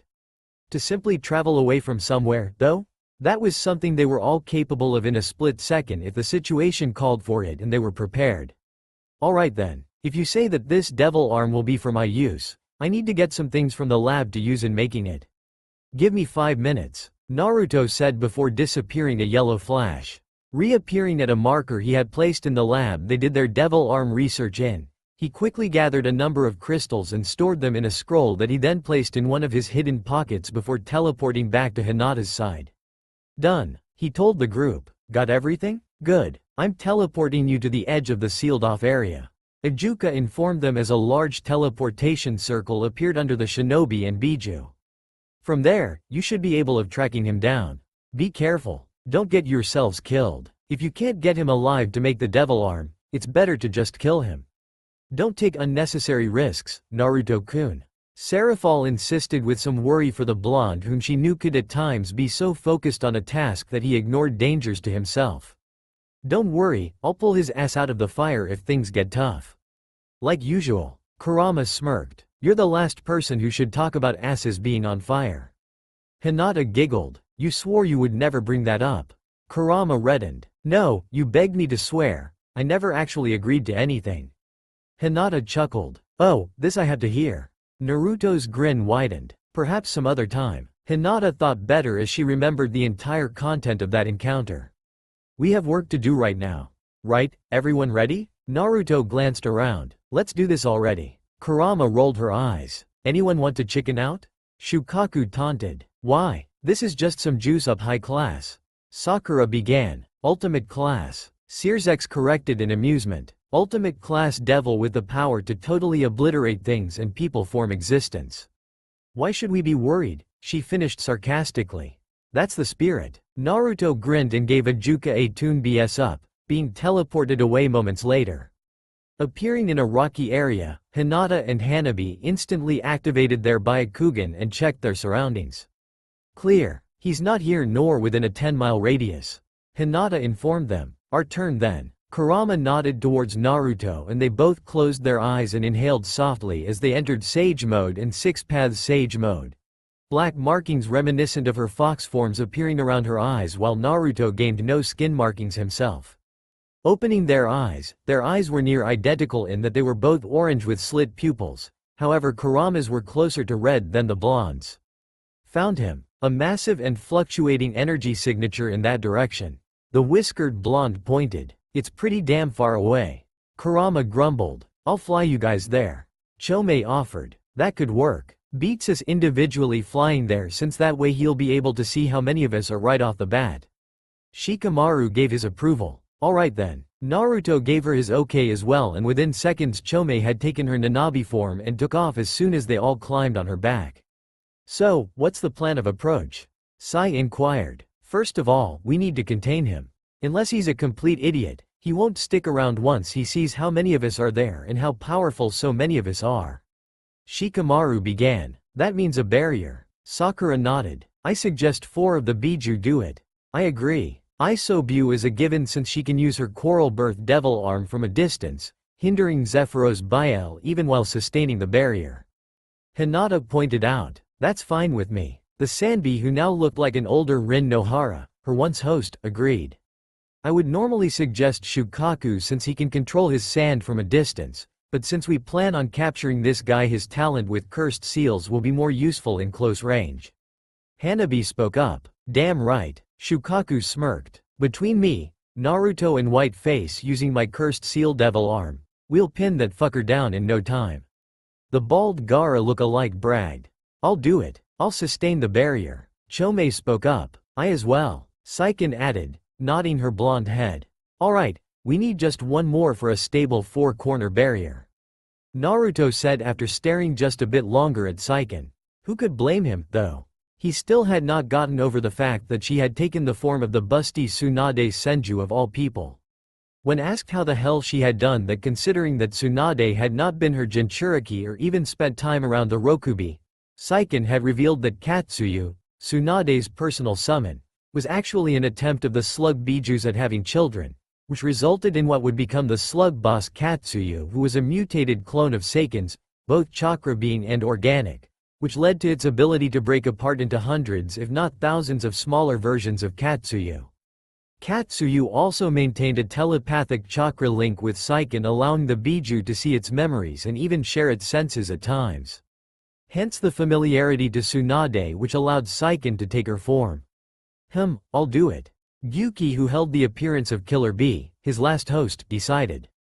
Good. Now what is the combat approach? Sakura inquired. First of all, unless you have full body protection or super regeneration, you're not taking him on up close. Shikamaru began. Time skip, an hour later.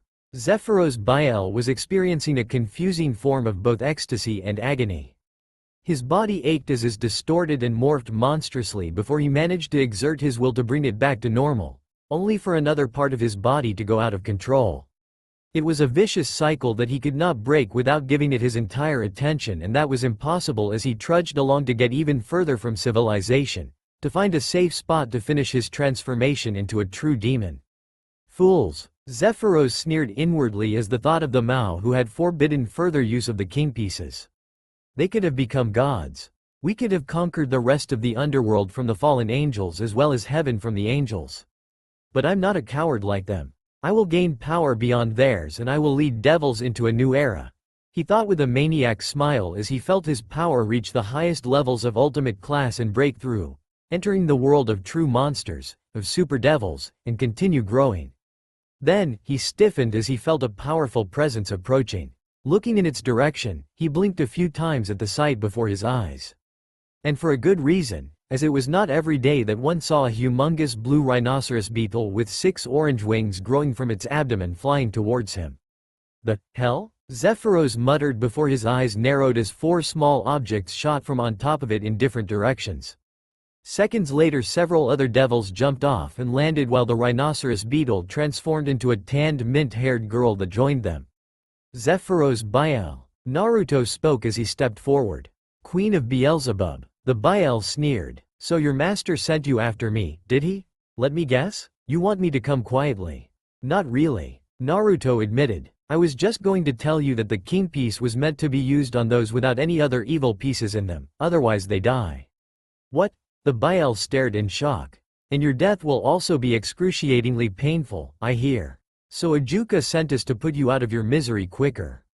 Naruto shrugged. Like hell. You lie. Zephyros snarled. You're just jealous of my power. Yeah, didn't think it would work the easy way. Naruto sighed. Go. At his signal, Isobu, Seiken, Chomei and Gyuki disappeared in red flashes, reappearing at the kunai with Hiraishin markers that had been thrown earlier. Shisekyojin. The 4 Bijuu called out together and a massive red barrier was erected around the entire area. Scatter. Naruto ordered as soon as the barrier appeared, right in time for them to avoid the huge blast of power of destruction the Biel sent their way. Follow the plan, he added. In response, blue flames erupted from Matabi's Yugito-like body and shot at Zephyros in the form of multiple bullets, most of which he dodged with his queen speed, but a couple grazed him, earning groans of pain as the purifying flames ate at his demonic body. The ground under him shuddered and torrents of lava erupted, causing the Biel to take to the sky where he had to dodge dozens of spears of sand that had been compressed to the point it was about as hard as diamond. Shanaru. She yelled as she punched him in the gut with all her strength, knocking him across the field into the barrier. I will not. He grunted as he struggled to get up. I will not be bested by lowly reincarnated devils. He roared as power erupted from him and he began to morph, within seconds doubling in size with bulging muscles and a crown of horns. His entire body was now a sickly purplish black. Die worms. With that, he began to shoot large balls of power of destruction all over the place from his hands and gaping maw, forcing everyone to dodge like hell or erect barriers to take the hits, be it made of lava or stone, none of them bothering to use magical barriers since they lacked the skill to make any powerful enough to block blasts that large of the power of destruction. Enin Hoka, Son Goku, the Roshi lookalike, called out as he shot a blast of green flames at Zephyros, forcing him to block the fire with his arms, which caught fire, which was unfortunately extinguished as the Biel flared his power. Enough of this. Kakuo, who had the appearance of a solidly built silver-haired man with green eyes, supposedly Han, his last Jinchuriki, though nobody of those present ever say the man without his steam armor to recognize him, roared as he used his night speed to flash to the bale's side and, with his entire body enhanced to the max by the Futon Kairiki Muso the boil release, unrivaled strength, he began to punch and kick into the dark purple body, creating shock waves as he pounded him into the barrier, caving his chest in and breaking a couple of his limbs. Shukaku, seal him, Naruto ordered. Got it, Naruto. The Ichibi grinned as sand erupted from around the Bijuu, causing Kakuo to back away as it wrapped around the stray. Black markings beginning to climb up his form as well as a cursed seal was being applied from a distance. Only for it all to be blasted off by a wave of power of destruction what vaporized everything within a 6-meter radius and damaged for things for twice that distance, including Kakuo's left arm which was destroyed utterly. Damn it, the Gobi growled as he quickly got out of there. Kakuo, Naruto called out. It's fine, it's already growing back. I'll be fine. The Gobi shot back as he channeled his Bijuu chakra into the wound. It was something they had discovered during one of the more dangerous hunts when Matabi's left leg was cut off by a stray blade of wind. They were preparing to have it reattached when they realized the leg had already begun regenerating, and channeling their potent chakra into the wound made their regeneration nearly on par with the Phoenix clan. As such, in the time the Shinobi and the Bijuu began returning the fight to the Bijuu, Kokuo's arm had already been replaced. Unfortunately, unlike the Phoenix who somehow managed to confer their regenerative abilities to their clothing as well, the Bijuu were not that good at it, hence why the Gobi was now missing one of his armored sleeves. Zephador was done holding back. Until now, he had been holding a large amount of his power back to avoid further destabilization in his body, but it was becoming clear that the way things were going he was going to die. I can focus to changing back later. Right now, I will use all my power to crush these worms, he thought angrily as he allowed his full power to surge through his body, engulfing his form in the power of destruction even as it continued to grow until he was 10 meters tall. Shit, Naruto swore. He's like a giant version of what I heard of Searzek's true form. Kurama, we're going all out. Hinata, Hanabi, Shikamaru, Shukaku and Sai. When I give you the signal, move in to maim and bind him. Until then, everyone back as far away as you can. I could not agree more. Kurama snarled as she entered what looked like a 9-tailed version 1 Jinchuriki form, engulfed in the red Bijuu chakra, her 9 tails included. Then, with a burst of power she entered the version 2 form, dark crimson chakra and blood obscuring her features, making her look like a miniature version of her Bijuu form. A final transformation followed once her 6 pairs of devil wings were unfurled, leaving her body as black and as smooth as a Bijuudama, with a dark crimson aura emanating from her. Her female features once again distinguishable despite her entire body being essentially made from super dense concentrated Bijuu chakra capable of exploding. On his part, Naruto had also assumed his true devil form, his body now made of Gudadama with 10 tails waving behind him and 6 pairs of wings keeping him afloat, 10 black orbs of the same substance he now was floating behind him. In response to this, Zephyros Biel unleashed more and more of his own power, the aura of power of destruction growing as did his size until he was around 15 meters tall, 6 pairs of wings having unfurled from his back also. Then, he gathered a massive amount of power of destruction between his cupped hands and unleashed it towards the two in an expanding wall of destruction. They did not block it. They did not dodge it. They did not counter it. Instead, they blasted straight through it like it was water and flickered into view on either side of the stray Bijuu. A flicker of movement later, Kurama had kicked him in the gut, causing a massive, Bijuudama-like explosion that shot him into the sky in Naruto's direction. The 10-tailed queen of Beelzebub intercepted the stray with a Raiden. Rasengan as big as Zephyros was tall, slamming the Bijuu towards Kurama, who intercepted with a fist-sized Bijuudama that blasted the stray into the barrier. Before it could get up, Naruto sent a futon, Odama Rasen Shuriken at the stray, engulfing him in a dome of billions of tiny wind blades that attacked him at a molecular level.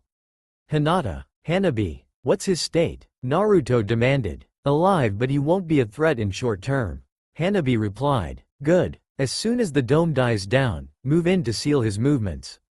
The blonde ordered as he landed at the edge of the wind dome before stepping through, unaffected by it as he had not infused any senjutsu chakra into the jutsu.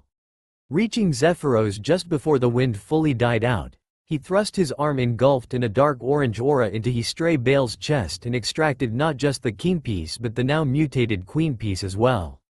As the others focused on binding Zephyros, Naruto reprogrammed the evil pieces and then merged them into a bloody crimson sphere with the 11 other crystals he had brought with him, which contained the chakra, the 9 Bijuu, Hamura Otsutsuki's yin chakra from Hinata and Hagoromo Otsutsuki's yang chakra from himself. Naruto, he doesn't have long, Sakura warned after a quick analysis. Don't worry, I'm done with this. Naruto assured her as he placed the crystal orb on the same large scroll Zephyros was partially on before surging his chakra through the array to activate it. Zephyros screamed in agony for all of 10 seconds as the sealing array ripped him apart and rendered him into pure power that was channeled into the crimson orb, completing its transformation into a devil arm core.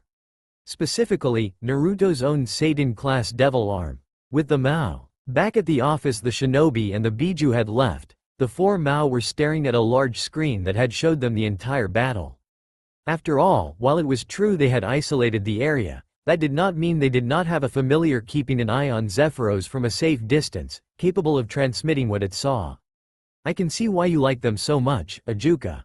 They're good. You would not think your peerage members were in their teens. They fight like warriors twice their age. Falbium mused. They know their limits, they can analyze the situation carefully and know when to back off to not be a burden to their comrades, allowing others who have the right skills to take the fight to the enemy. Sirzex nodded. And that is ignoring the overwhelming power of the Bijuu. Not one of the 9 is Bello ultimate class, with Gyuki being at the highest levels of the rank while Kurama is a super devil. Ajuka smirked. Naruto and Kurama in particular have excellent teamwork. Not really surprising if you consider they shared a body until recently, but still. Falbium remarked. If only half of the devils their age showed even 10% of their competence. Forget about power, that can be gained with time. Sirzex sighed. But actually fighting, rather than just executing some attacks like you were practicing them during training. How many of the younger generation can you say have anything that as much as resembles their skill and dedication to getting the job done? Frankly, only your cousin Cyroorg and Seraphal's little sister Sona do. Though in Sona's case she focuses far too much on strategy and neglects gaining the power needed to execute those strategies. Ajuka pointed out, twitching slightly at the mention of her sister. Seraphal's eyes remained glued to the screen where Naruto was now sealing away the Seidan-class devil arm for analysis before actually implanting it into himself. THSTA all for now. If you enjoy then please like, share and do comments.